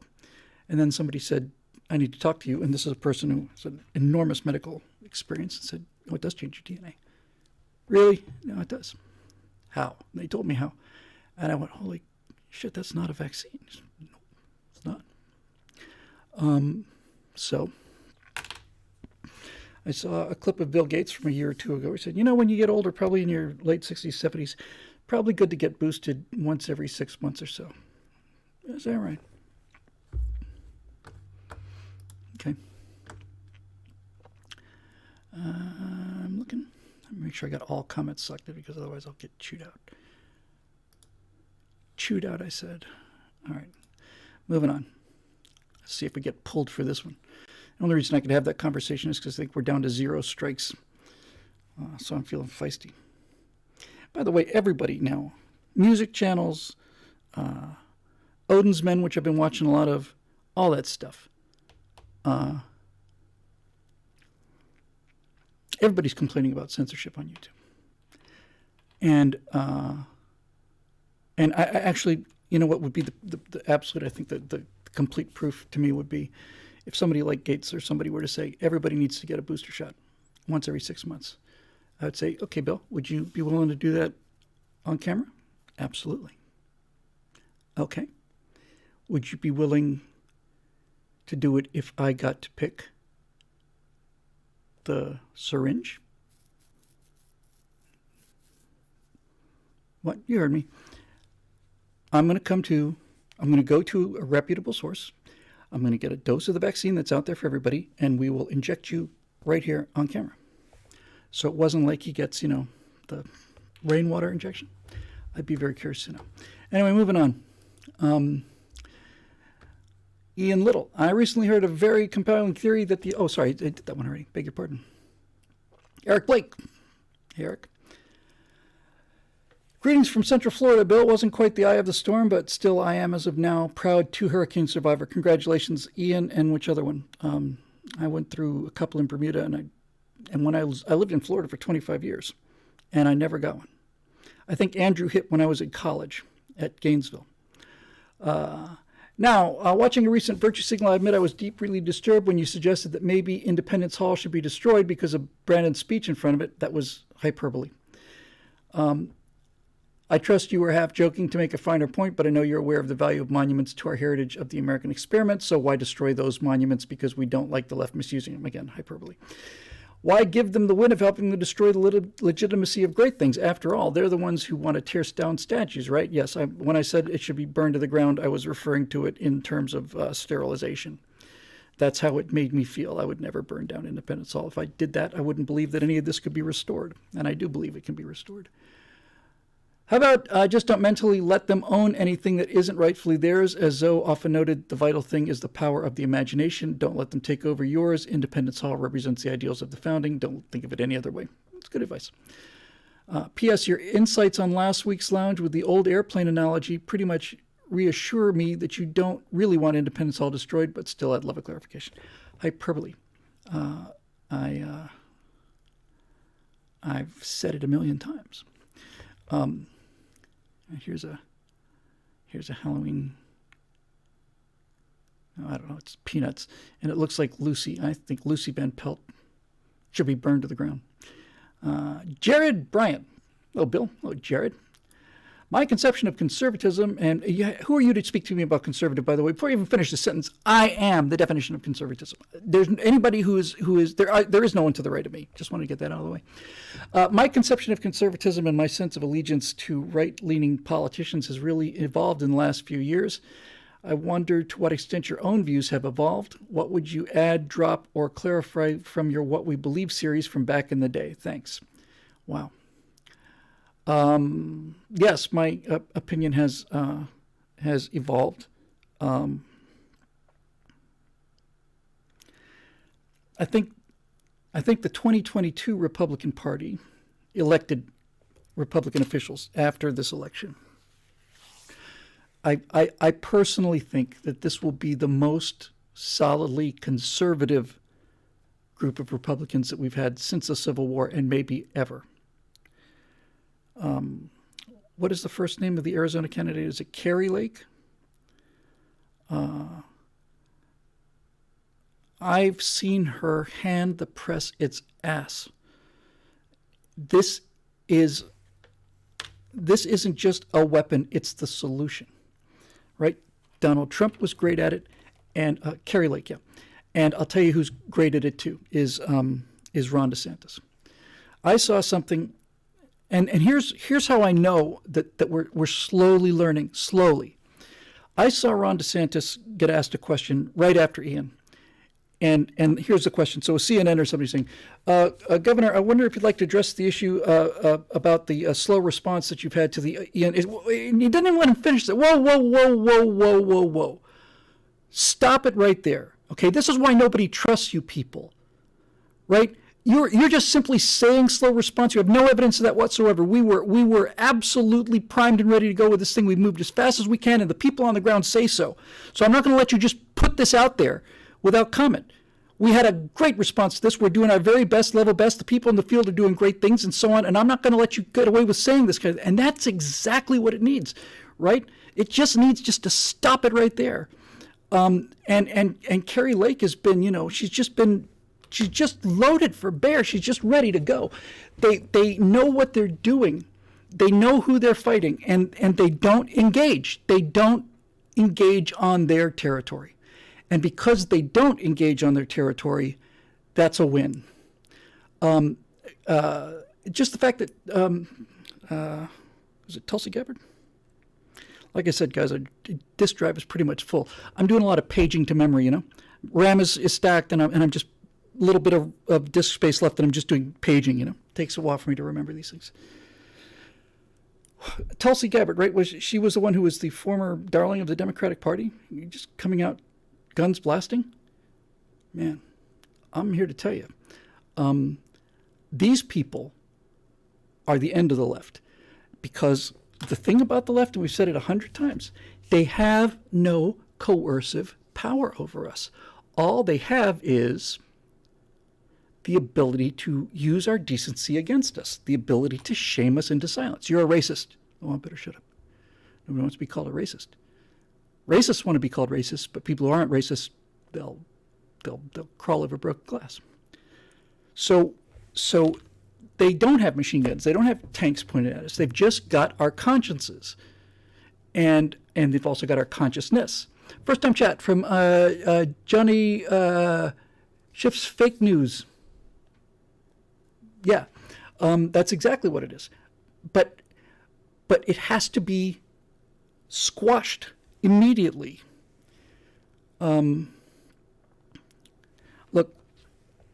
I know I have such mixed feelings about this. I know for a certain fact that Donald Trump showed us what, just his presence showed us what we're up against and how deep this rot is.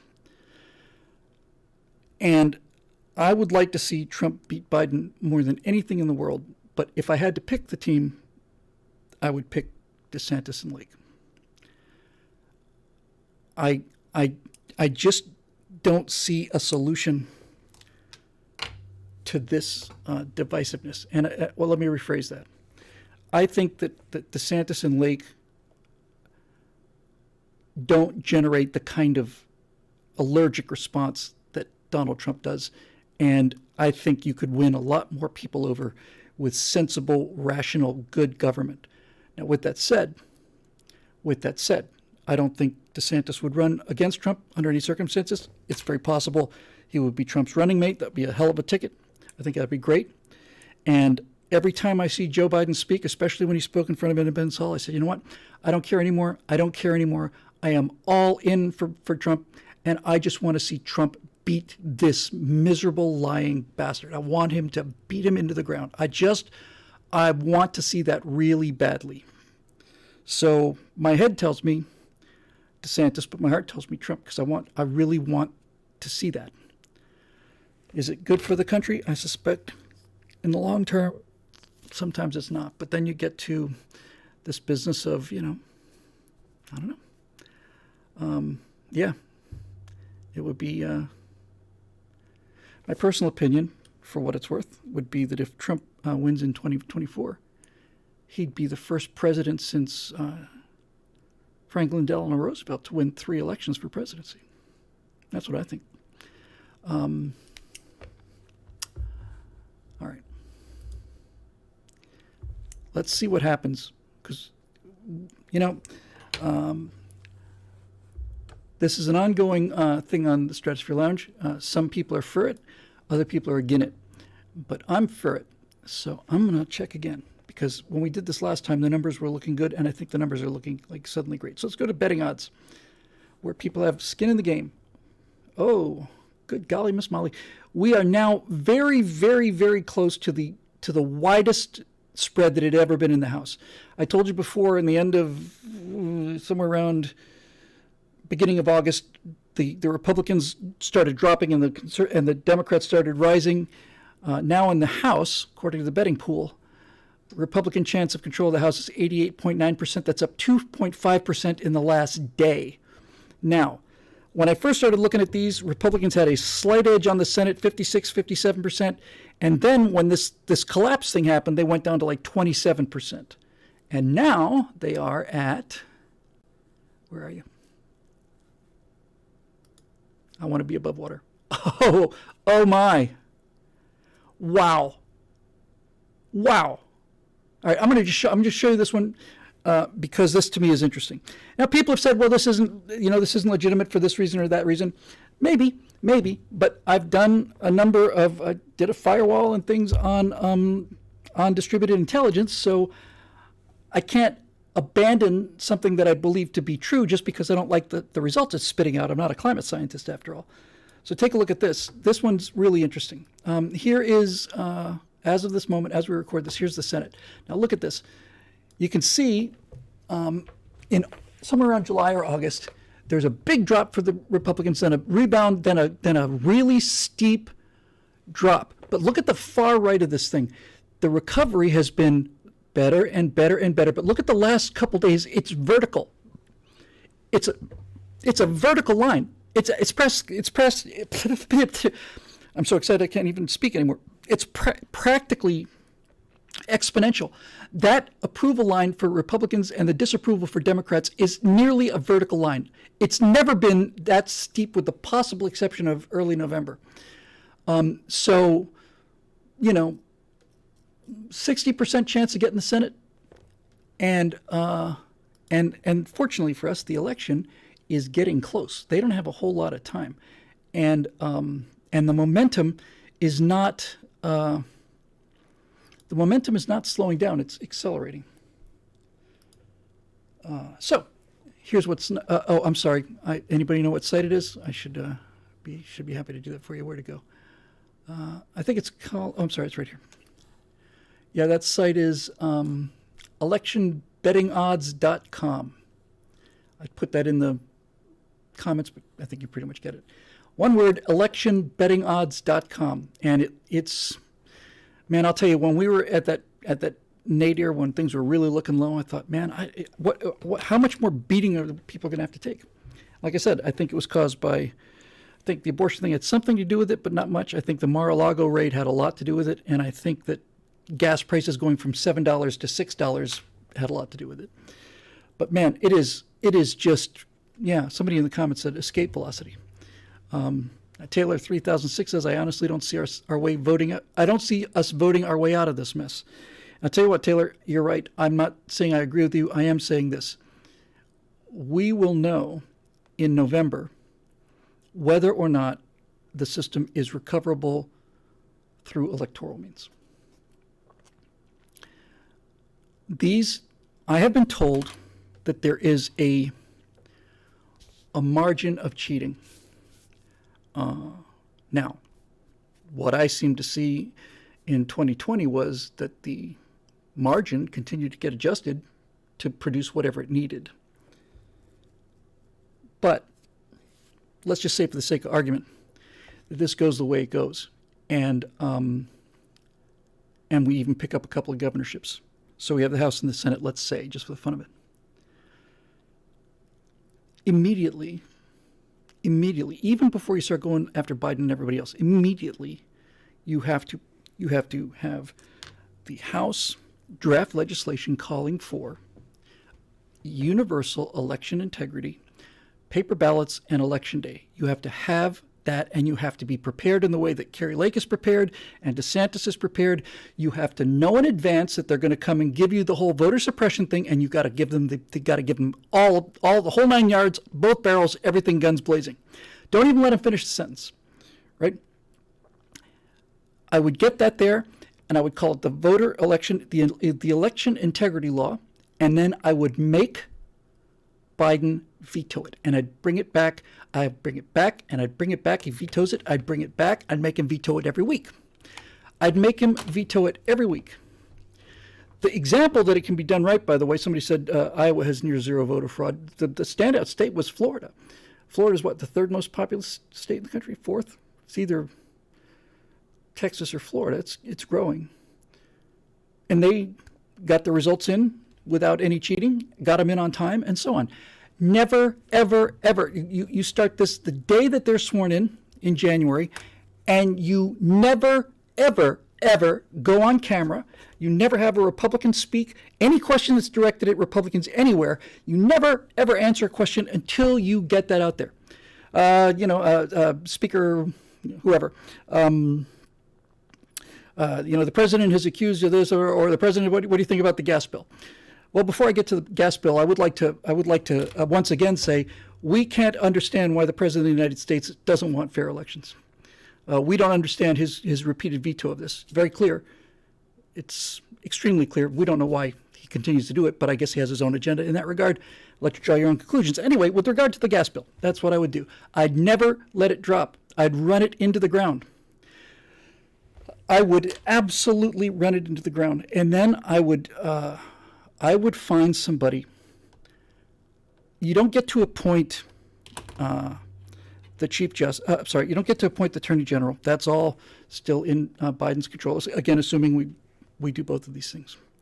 But you do get to appoint special prosecutors, and those special prosecutors, I would get going. I'd get them. I'd have them powering up right now. Certainly, if the election goes the way we think it could go, I would then get them wound up. Area 51 says Bill Whittle for House Speaker. That's very kind of you. Somebody said that to me once a long time ago. I said, look, I have no interest in running for office. I'm a fundamentally honest person. I just don't want to be a part of it. And somebody pointed out to me that you don't have to be a member of the House of Representatives to be Speaker of the House. Isn't that interesting? Isn't that interesting? Yeah, I think I could be a pretty good Speaker of the House of Representatives, frankly. Yes, so I'd start firing up the investigations, and I'll tell you who I would take. I'll tell you what I would do right now. I saw, again, Dan Bongino. I interviewed him a bunch of times when I was working on NRA TV. He's a super guy. He's just a terrific guy. Very passionate, real patriot, obviously, former FBI guy. He's a law enforcement and all these things. Dan is a real man and a real American. I saw him with a FBI whistleblower. So if it were me, I would grab Trey Gowdy, who certainly isn't unemployed, but he's not currently in office. I'd grab Trey Gowdy, and I would say, Trey, here's the list that we have so far of FBI whistleblowers. I want you to take this list and I want you to work your way up. And I would be willing to, if I was the president, I would say, or if I was just a member of the House, I would say, I would go on a scale of 1 to 10, I'd go to 8.5 in terms of deal making. In other words, on a scale of 1 to 10, I would go to 8.5. I might even go to 9 in terms of who we would grant immunity to in order to get testimony higher up. Because I think the thing's rotten from head to tail, but I'd be willing to give up all of the majors and colonels in order to get the generals. So somebody just said I couldn't tolerate the skullduggery. I think I could. I would cut right through the skullduggery. I would just simply defeat them by simply doing what they're doing now. We're not buying that anymore. Somebody says, no, not Trey. Why not Trey? I saw Trey. I thought Trey was awesome. Trey is a former prosecutor. I'm willing to listen to reasonable arguments. But I remember during the last Obama, 2 years of Obama, he was the only thing that was there. You know, it was him. And he's a former prosecutor. And, or I would take, you know what I do? I would take Josh Hawley, and I would take Trey Gowdy, and a couple of others. I'd get together with Ted Cruz in the Senate. And then I would also make a serious pitch to the governors. And for once, just once, I'd love to live to see it, just once, I would like to see the Republican Party on all levels of government get together and say, we have one mission right now, and that is to recover the election integrity system, and that means an election day. My California ballot got here 2 weeks ago. Our wonderful operations manager, Shelley, said, I've got your ballot here. It comes to my mailing address, not to my personal address. And I said, great. I'll tell you what, see if you can pick up maybe another 4 or 5 for me, will you? So I don't want to waste my time, checking on people's porches. The number of reasons for not having an election day are practically infinite, not the least of which is that something could happen between now and then. But in any event, this is more important than the border. It's more important than a woke military. It's even more important than big tech. It is where you go. So if I had to, I would have a special prosecutor for election integrity and a look into 2020. I would have a special prosecutor for big tech. I'd look into violations of the very simple law. If you can prove, and this seems to me beyond easy, if you can prove that YouTube censors videos politically, not for disturbing content, but politically, and this is beyond question. I mean, forget the assertions. The evidence for this is overwhelming. If you can prove that YouTube censors people for their political beliefs, not just anybody who speaks against the vaccine or whatever, if you can show that they are making an ideological decision in their censorship, applies to Twitter, applies to Facebook, applies to all of them, you don't have to come up with any new laws. I know many of you know this, but some of you don't. If I post a Roadrunner cartoon on YouTube, Warner Brothers doesn't get to sue YouTube. They can come after me, but YouTube is immune. And the reason YouTube is immune is because of this law that was enacted several years ago when this stuff was starting to really catch fire. And the law basically said that YouTube, Twitter, Instagram, Facebook, all of them are carriers. In other words, they are private businesses that provide a hosting aspect, and they do not make any editorial decisions. They might pull pornographic content off or whatever the case may be, right? If, however, it turns out that they are making political judgments, then they are no longer a carrier. Now they are an editor. Now they are making editorial decisions. That makes them a publisher. And if they're publishers, then they are liable for anything that happens on their program. You are either a carrier, in which case it's like, I have nothing to do with it, or Yeah, I had a lot to do with. In that case, you're no longer got nothing to do with it. You are now an editorial thing, and you don't have the tax protections or the legal protections. And so there you go. And so you don't have to pass new laws. Although I would love to RICO these people into the ground. I think that would be really fun. I would like to RICO them into the ground. But this should be a slam dunk. So if I had to pick my priorities, I would say election integrity first, tech second, border third. That's how bad things are. I might even put fracking ahead of border. I'm not sure. Restarting our energy things. But I would go after them. I triangulate and move my opinion about things based on where I perceive the truth to be. The fact is, YouTube has the right to censor my videos because it is a private company, and I agree to their terms of their end user agreement. But if their end user agreement that I agree to is in violation of law, then F them. Tell them to take a long walk on a short server and get everything going. And I would also, in my spare time, if I had a couple special prosecutors lying around, that kind of thing, I would launch an investigation into the January 6th investigation. I would look at that very carefully. I would look at lots of stories about people who were there and FBI guys, and I'd look into all of it. But in any event, I would do that. And then the nice thing about having the House and the Senate is you can pass legislation knowing that it'll be vetoed. But if you are clever and if you have any sense of how to win this war of ideas, which is what we were talking about earlier with Kerry and Ron DeSantis and stuff, then I would pass legislation whose goal would not be to be passed, even though if it was passed, that would solve the problem. I would draft legislation that was designed to produce a veto that would be indefensible. That's what I would do. I would organize this thing across all levels of government, and I would say, in order to recover this, we are going to pass legislation knowing that Biden is going to veto it, and so we have to pass legislation where the veto will be the answer to the question, right? That's what we have to do.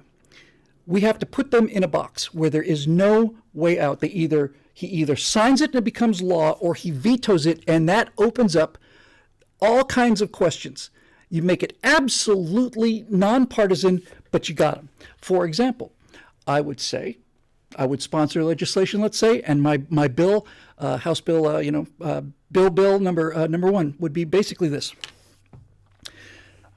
While we fully respect the privacy of individual Americans, there's no question that people in the public sphere lose that right to privacy, and furthermore, people who run for government have an obligation for transparency. So, in the interest of providing integrity, transparency, security in an ever more complex world, this legislation states that every member of Congress, the presidency, every secretary, every governor on the federal level and the governorship of the states have to pass not any ideological test.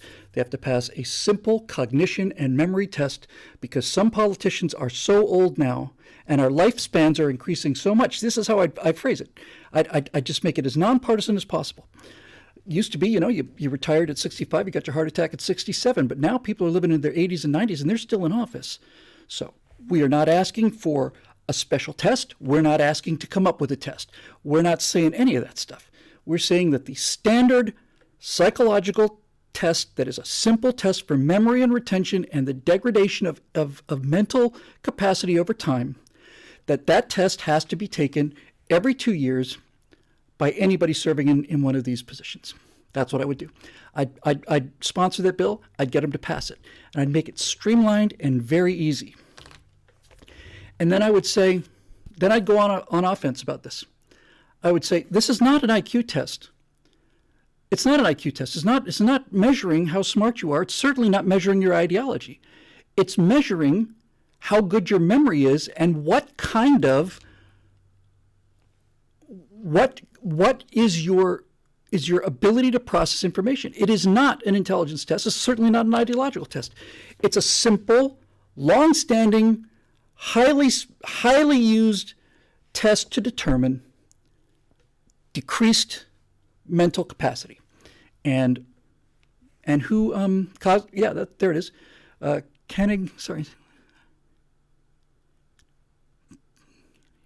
Kenegata channel, sorry if I got that wrong. Cognitive decline, that's right. And so you pass it, and then you let him veto it, and then you get on your start blowing your silver trumpet. Every member of the Republican Party in the House, every Republican in the Senate, every Republican governor has agreed to take this cognitive test. Every one of them has agreed to it. I have to agree to it. When you get on a jet, you have to show that the pilot of that jet has to have a physical every 6 months. He has to pass simulator tests every 6 months. Because if you've got 300 people behind you, you want to know that the guy's not going to have a heart attack. You want to know he can remember what airport he's flying to. And if that's good for 300 people, it seems like it should be especially good for 300 million people. I think that is what I would do in November if things go the way they do.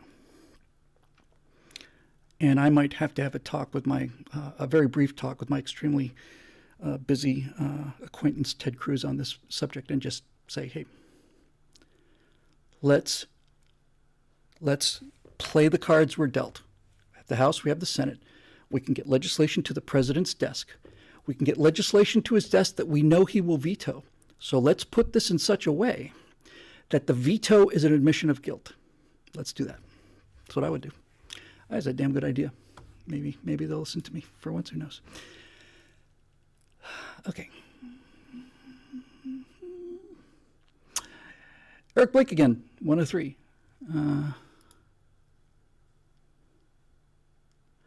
Okay, I'm gonna skip this one, Eric. It's the question about the McCarthy's new commitment to America. I'm going to skip it because I don't know anything about it. I've heard about it. I don't know anything about it. I don't know what's in it, and that's.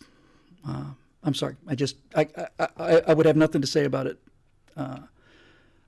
other than it sounds very similar to what I just talked about. It'd be nice if the Republicans all got on the same page and sold something positive instead of saying those people are bad.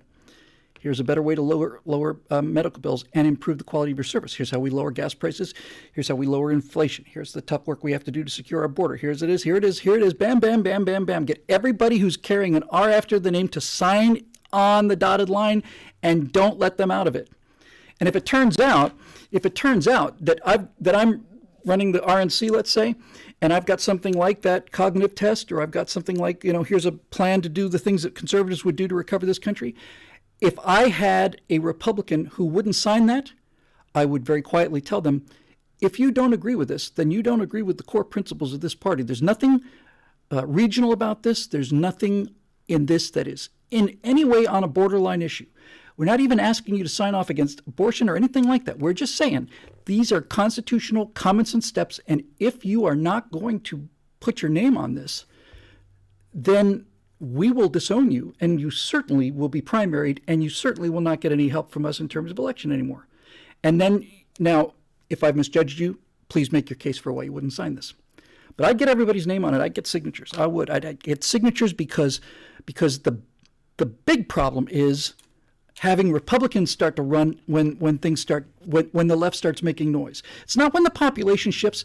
You could make the strong case that a representative has an obligation to shift position a little bit. Ideally, you'd like to hire a new representative. Job of the representative is to represent the people. If the national mood is changing, okay, that's one thing.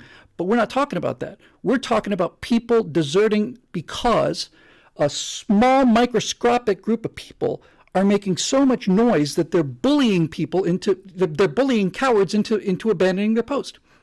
Nope. You've signed on, you're here. If you leave, you're AWOL. And furthermore, now that I'm on a roll about this, I would go further. If I was the RNC chair, I would say something else. Yes, I'm asking all of us to collectively sign this statement of our principles. And that may sound like a negative, but here's the positive. An attack on any of us is an attack on all of us. And anytime any one of us gets targeted by this Alinsky method, that you get isolated and targeted, you are now the heat is on you because you did this, then the entire Republican Party on the federal level will immediately come to your aid with a joint statement from the Capitol steps saying we 100% support this candidate. He's being maligned, he's being slandered, he's being libeled, and we're not going to stand for it. He is absolutely representative of our principles, so if they're attacking him, they can attack all of us too. That's what it is. And that would provide a little cover for those people who are a little bit less spineless than a little bit more spineless than the rest of us, right? Get them on board, make them sign, tell them if you don't believe in these principles, you're not a member of this party, really. But nevertheless, here we are. Let's go at these guys together. The hour is late, and there is much to do. I would just clean up. I'd be rather than Speaker of the House, I'd be a really great RNC chair. I would change the logo. That's the first thing I would do, I think. I would change the logo. I'd get rid of that ridiculous, absurd, 2-year-old designed, blocky elephant thing with this atrophied trunk. Let's just get it so we can all see just how pathetic this thing is. I'm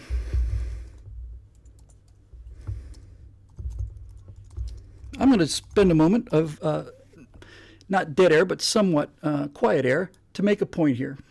See, this is why having some of these artistic backgrounds can be useful. Hang on, here it is. Okay, so here's the current logo for the Republican Party. Oh, well, that's a little smaller than I thought it would be, but I guess it doesn't really matter, does it? All right, so it's a little fuzzy and blocky, but you get the idea. That's an elephant, is it? Look at that trunk. There's no eyes. There's no nothing. It's just, if I was in charge of the Democratic National Committee, this is the logo that I would design for the Republican National Committee. Now, give me a second, because this is something I've had a lot of experience with. It's just going to take me a moment to do.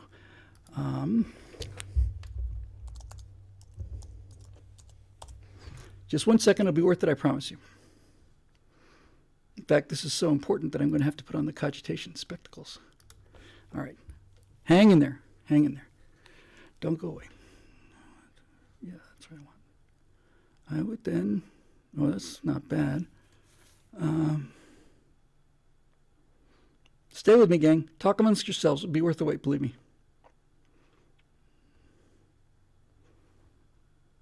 You know, it's a start. It's not ideal, but it'll give you an idea of what I'm talking about. It's actually a little too dark. Oops, hang on, sorry. Hang on. You'll see where I'm going with this in a second. This is why people who speak the language of media ought to be in the business of media.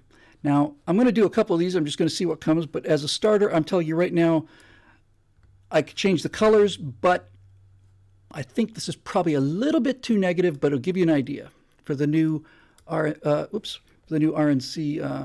logo. 1 moment, please. Where did it go?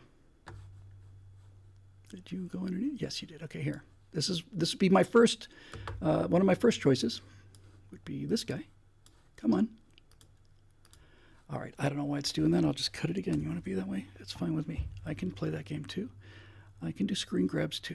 You're not the only one here. Windows. Here we go. Do it. Do it. So here would be one choice. I said that's a little harsh. May be exactly what we need. I'm just going to find one more just to let you know that there are thousands of these things out here. I want something that's really singing to me here. Page 1 of 1,791 choices. Come on. I'll know it when I see it. I'll know it when I see it. Come on. I know dead air is dead air, and it's longer for me than it is for anybody else, but you get the idea. That one almost looks like Cthulhu. That's pretty cool. Let me modify this, refine this a little bit.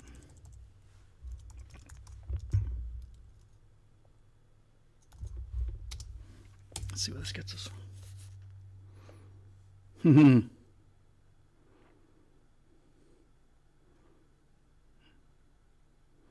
now we're talking.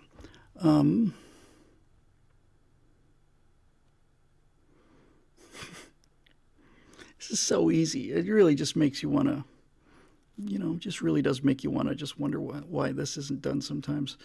Got a whole page of stuff. Oh, wow, that's wild.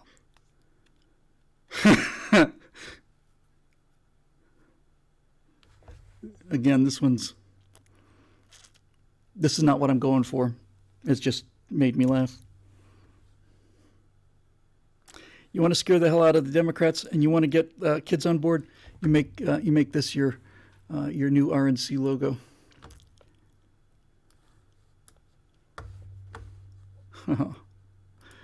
I'll see you later after we kick your ass. Let me see if I can find one more that's a little more in line with what I'm looking for here. Oh my.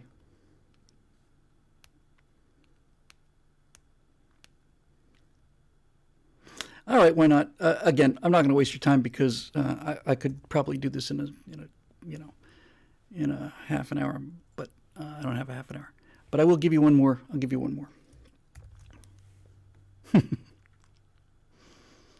Put this on the side of the presidential limousine when you get the presidency back, and then tell me how they feel about this. Look at this. Ready?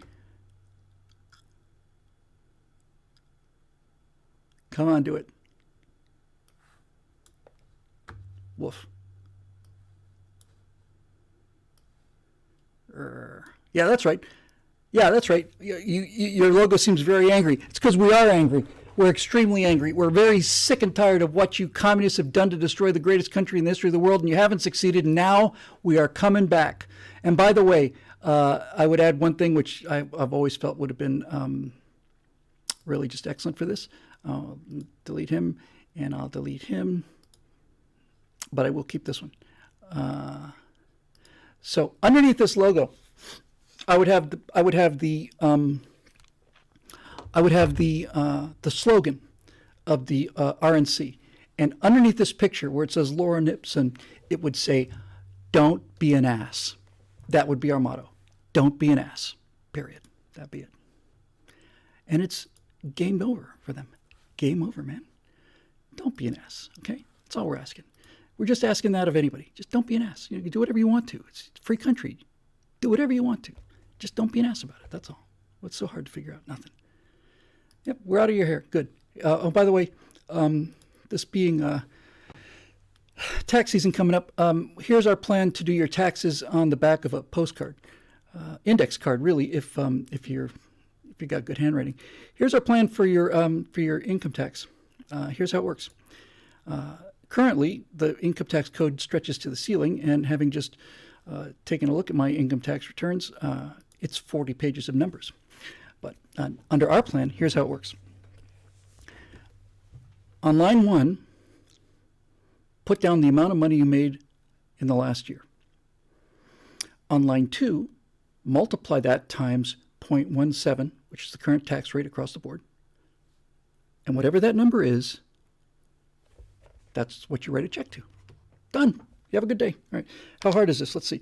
Well, let's say I made had a decent year and out there in the barista business or something. So let's see how long it takes me to prepare my taxes here. I made $87,365 last year times 0.17 equals $14,852. Here you go. Thank you. Done. Next. Next.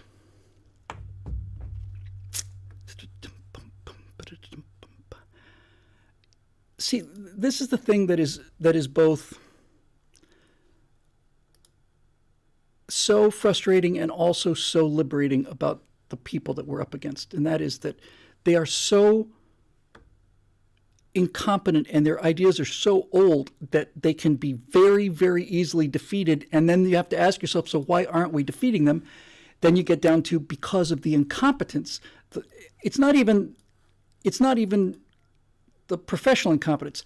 The rhetorical incompetence of the Republican Party is the only thing that allows these communists to survive.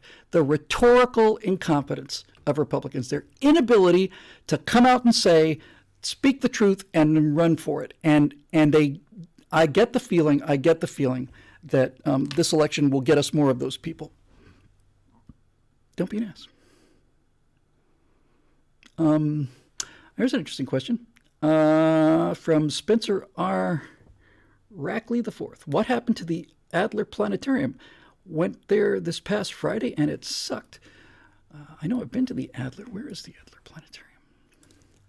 I've been there. Is it Bradenton? Oh, Chicago? Chicago.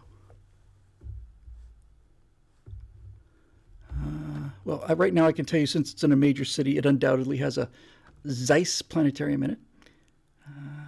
Let's see what they got in there. I'm sure it's a Zeiss.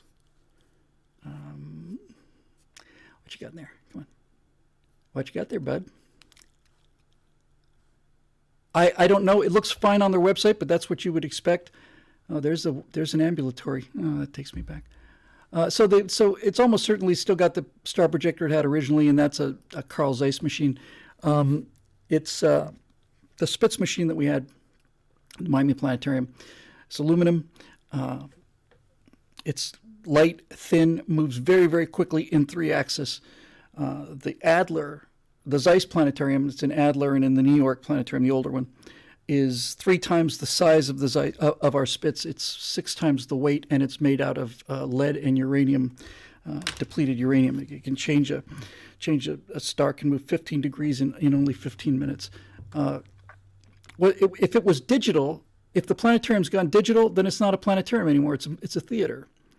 Planetariums have planetarium projectors. That's what makes them a planetarium. I told you we went down to see the planetarium in San Diego a couple months ago. It was horrible. It used to have the Spitz STS. It was like the Excelsior class. It was this experimental single spheres, wickedly brilliant thing. And I go in there a couple months ago, and it's just gone. There's nothing there. It's just a crappy projection screen TV. I mean, a really crappy one, blurry and nasty. And I might as well just use my iPad, man. The magic thing about a planetarium is the planetarium projector. That's what makes a planetarium a planetarium. Might as well just otherwise stay home. And even a crappy planetarium like the Zeiss, which is fantastically expensive, still gives you that effect. What was it called? 512? Was it? I don't know if Phil's watching. Spitz made a lightweight planetarium for planetarium projector for schools and stuff called the 512, which I still think of as extremely modern because it's brand new. But the fact of the matter is, it was brand new in 1979 or whatever. So let's see, Spitz, something like that. I'm curious. There it is. Yep. Nope. Yes, that's a 512. So this thing's kind of like the smaller brother of the Space Transit Planetarium. It's newer. I never really looked at it that way. This thing is like a half of the Space Transit Planetarium. It's like they took one half of the sphere and then took the other half of the thing, and that's what you get. But as I remember, it was pretty cool. Some people, to my pleasant surprise, some people here know who I'm talking about when I say Doug Gagan. Doug Gagan worked with us at the Miami Planetarium. He was the second best console operator who ever lived, and he's a great guy. He was a real inspiration to me. He passed away not too long ago, but there was it Coral Springs? There was a new high school put up in Dade County, might have been Southern Broward, and they put a planetarium into the high school, and it had a tilted dome, which was very cool, had a 512, that was very cool. We were like, man, this place is awesome. And it was a small dome, which has its downside, but the good side is the stars are just razor sharp. We went up there and looked at this thing. Oh, it's fantastic. And Doug was the director. We, oh, Doug, congratulations, man, you got the pick of the litter here. And then after a short period of time, we found out the next day that somebody had burned it to the ground. Set fire to it, and got it so hot in there that the aluminum dome melted down to the ground. And I thought, and that wasn't very nice at all. And I thought, it just sucks, poor dog. Why would somebody do that? And then, to my astonishment, they rebuilt it. Just rebuilt it, if I remember correctly. Like I said, hard drive errors. But, yeah, burned it down. So they said, well, all right, screw you. We're not going to get burned out of this. So we'll do it again. That was one of those little days where you actually feel good about things. All right, so let's see what we got here. Let me see. Dave Olson, Eric Blake, and then Trevor. Trevor's, so I can probably do them all. I think I'll get to all the Facebooks today. Dave Olson, hi Bill. So SpaceX is planning to launch a Falcon Heavy early on Halloween morning. Their live stream commentary is the one thing their company does badly. I kind of agree. But the Right Angles team of almost live coverage of the first Falcon Heavy test launch was wonderful and a lot of fun. Is there any chance of rousting yourselves out of bed to do a live show? Yes. I will keep looking for that, and I will propose that. I see. I don't know if Dave has left the room. Anybody happen to know what time of day that launch is? Because the Falcon Heavies, it's just a beast. It's just there's that one shot from the first flight of the Falcon Heavy where it's almost horizontal, and it's awesome. And I know, like I said 100 times, watching those two boosters come down and land simultaneously was the best thing I saw since the moon landing. That was the most impressive thing I've seen since the moon landing. Anyway, if somebody can get me the time, that'd be awesome. So let's see. All right. Eric Blake again. Did I make a decision to make TSL longer? I did not make a conscious decision, but I remember we were usually under 2 hours, consistently under 2 hours, and somewhere around, 5 episodes ago, we started to, break the 3 hour mark, and then we broke the 4 hour mark. We've never done a show over 3 hours before, I think. So I think probably what I've done is I've just tried to, cover more questions and this does go along the time axis. So if you're paying, ideally you pay a flat rate for this, and then you're not paying by the minute. Okay, let's see, and we're back to Eric Blake again. Hail Vectron Citizen, hail Vectron. By Vectron's Golden Claw, may the midterms make those who are betting on Republican victories in both houses a lot of dough. Agreed. Here's a laugh. Apparently, during the primaries this year, Democrats were making big donations to the campaigns of MAGA Republicans. Really? Amid Brandon and crew endlessly trashing MAGA Republicans as an existential threat to democracy. Well, this does not compute unless they're ridiculously confident that MAGA is unelectable. I would say that stupidity would be the way to go on this one. Gotta say, if those MAGA Republicans happen to win en masse in November, I'm going to love to see those Dems explain what happened, so you all help get elected the very people you insisted were existential threats, huh? Anyway, what's your assessment of the situation? My assessment of the situation is that, I sure hope that's true. It wouldn't surprise me if it was true. It'd be kind of a version of Operation Chaos, right? It'd be kind of, let's get these people to vote for the unelected ones. I have so much concern about election integrity. I'm not going to go through that again, but I will say I'm beginning to feel like we are really kind of at or past the point of cheating. I know that sounds like they can just keep cheating, but like I said many times now, you only get one sneak attack per war, and if you think that there are going to be another case like at State Farm or Allstate, you can never get that right, center where, we're closing for the night. What, really? Why? Oh, we decided to stop counting. We'll be back at 9 o'clock in the morning. You guys come back at 9 o'clock in the morning, and the two Republicans go home? No. Next time, there's going to be 200 Republicans, and if they say we're giving up counting, then we're going to say, then we're staying here. We're going to stay here all night. So it'll be more difficult for them, I suspect. And then when you get the House and Senate, burn that rot out of the system. Last one is from Trevor Duell. Posted my question at billwhittle.com. That's a great website, by the way, if you haven't been there. Let's see. So, well, good for you, man. You put a link into Facebook to get to the question. Then I am in. Let's see what we got.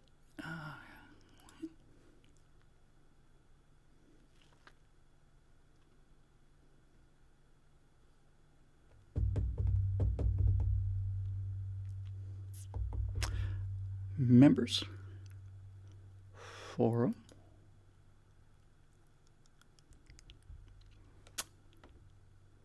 Stratosphere questions and more.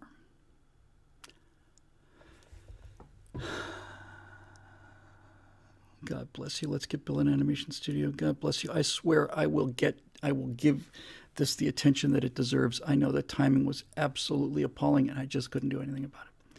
But thank you. Trevor Duell. Let me go back and see if I can find this game. Merch Dark. J.K. Masterson. Cody Fett. Jack R. Road Rider. Please repeat the... Oh, there we go. Trevor Duell. Hi, Bill. I have a bit of a conundrum. I'd be happy to help you with that if I knew what a conundrum was. And I do. That's what an educated American should know. What a conundrum is. That'd be a fun one, actually. Vocabulary. Here's some words that are not in common usage that are that you need to know. You need to know what these words mean. Conundrum is one of them. There's a job I'd like to apply for, but the application requires a personal written statement, quote, description of the candidate's contributions and skills related to promoting diversity, equity, and inclusion, unquote. Do I tell them what they want to hear, give it an honest try, or simply pass? Trevor, I would run away from that place as fast as I could. I know that we don't often have that luxury, and that many times we have to do things that are unpleasant. A lot of times we have to work at places where we don't want to work, and most of my life chronologically was going to work, and only the last third of my vocational career was not work, was fun. But I would just run for the hills. I've become a big fan of JT over on Odin's Men. He's really interesting. He's obviously a former military. I think he's a former Marine. And he's very tough, but at the same time, he's extraordinarily fair, and he's kind. He's kind and considerate. He really is. And one of the things he says every now and then is he says, if I ever meet anybody who comes up to me and says, hi, I'm Susan. My pronouns are she, her. He says, I just turn around and walk away. That's not somebody I want to spend my time with. I would do that. A gig at UT Austin. I don't know if that's you or not.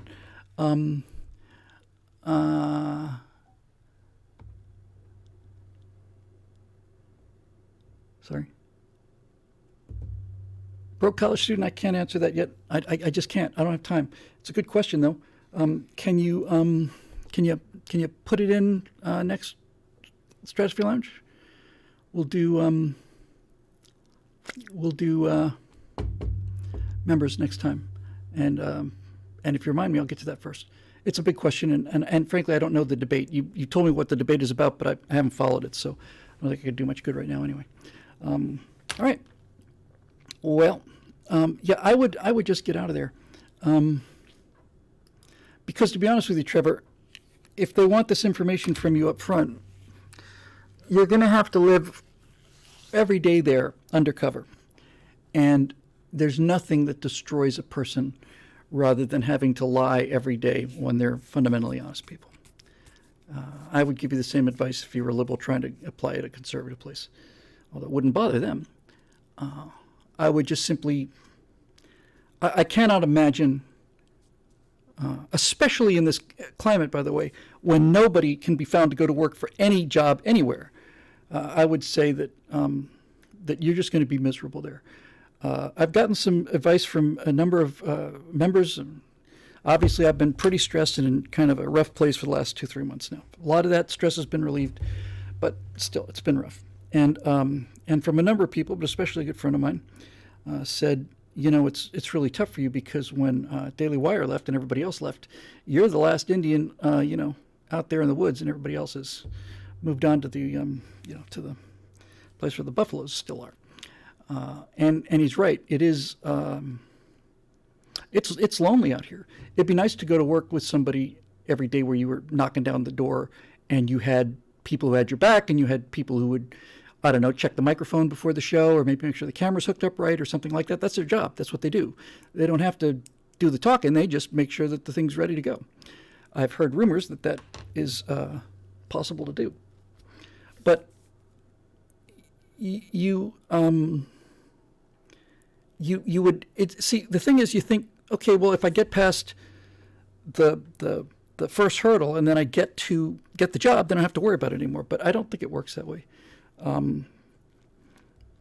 During these meetings of the group of Hollywood conservatives, which I ran 40 of them at least,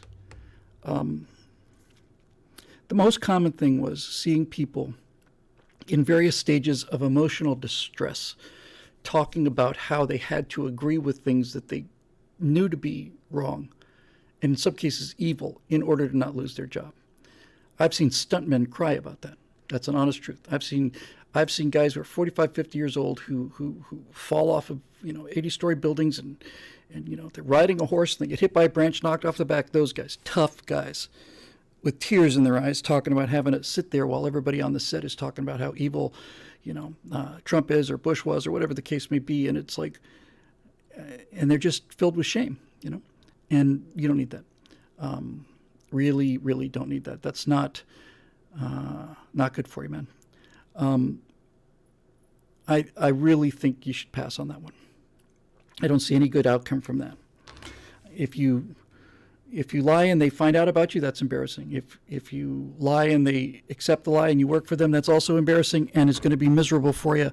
I would keep your sanity, and I'd keep your conscience clear, and I would keep your fundamental happiness, and get the hell out of there. Phil Leo, since we got to get over the 3-hour mark, what's the last great book you read and can recommend? I don't know.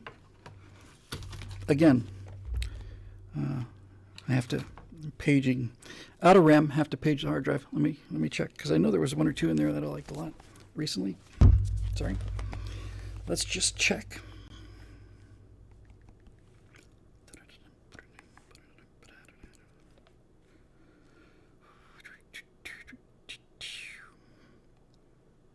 I'm going to exclude anything about Stalin and anything about Warhammer 40K.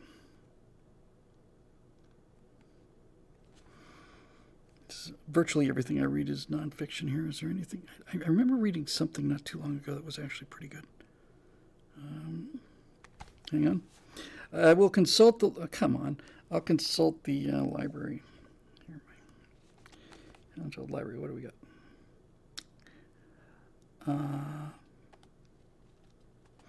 I can actually recommend something. I knew there was something that was a little off. Well, first of all, Last Stand of the Tin Can Sailors is the story of Taffy 3, and that's one of my favorite books of all time.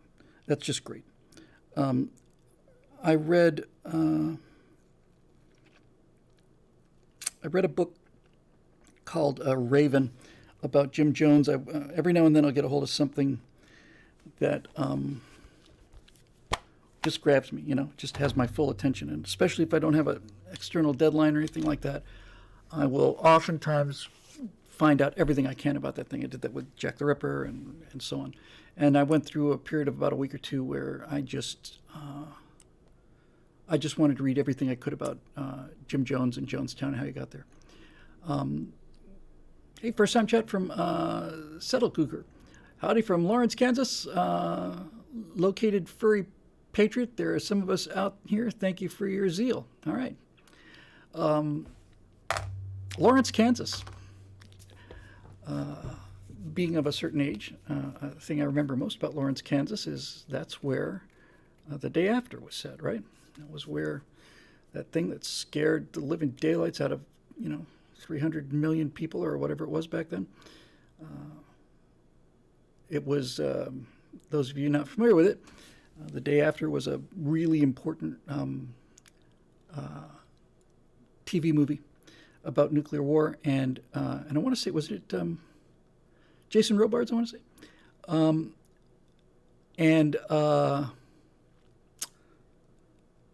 And it was basically about nuclear war. And here we are in Lawrence, Kansas, and we're trying to hang on, and it didn't go so well. There were three. There was another one that preceded that, an American one. Only thing I remember about it was there was a nuclear detonation across a bay. It came out before the day after, and somewhere around the day after was a British version called Threads, and Threads was really, really scary. Really scary. Day after, somebody said that, just as I said it, Infidel 42 said, excellent movie, want something even more horrible, watch the Brit version called Threads. Yeah, Threads was pretty nasty. But in any event, Eric Blake says the film was very important for Reagan and Gorbachev. It did. It woke up a lot of people to what it would look like. And, you know, that's why nobody's heard of these Soviet murder pits. Nobody knows what Kolyma is. Nobody knows Komunatra. Nobody knows about them because there's no pictures of them. Everyone's seen pictures of Auschwitz and the ovens and the chimneys and the corpses being bulldozed into pits. Nobody saw that from the Soviet Union. You can know something but not feel something, and that's why pictures are so important. Anyway, that's that. Hey, look at that. Oh, 2:55:36. So I've got 4.5 minutes. I have to fill forward, of course. Let's see what we're looking at. We're going to take a grab bag one. I'm looking for something interesting.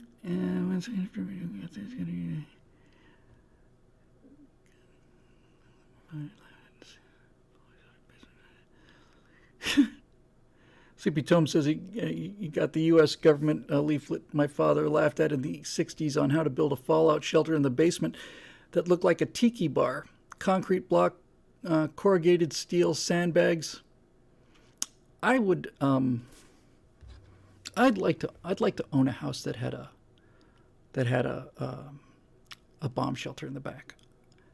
I just think it'd be an awesome party place. You know, I really would.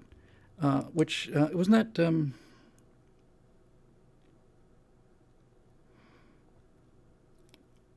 I forget the actual name, but the Steely Dan, not Steely Dan.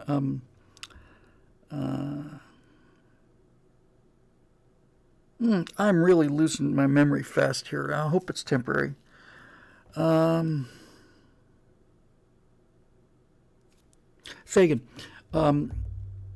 His album, was it called What a Wonderful World? It was set in a bomb shelter.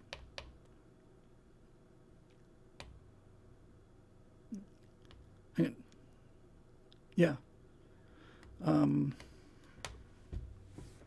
Just a dugout that my dad built in case the Russians decide to push the button down, something like that.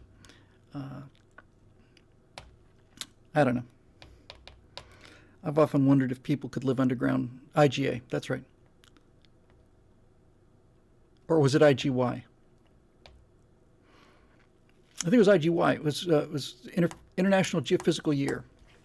I think. Who knows? Anyway, Donald Fagen. It was great. I don't know if it'd be possible to live underground.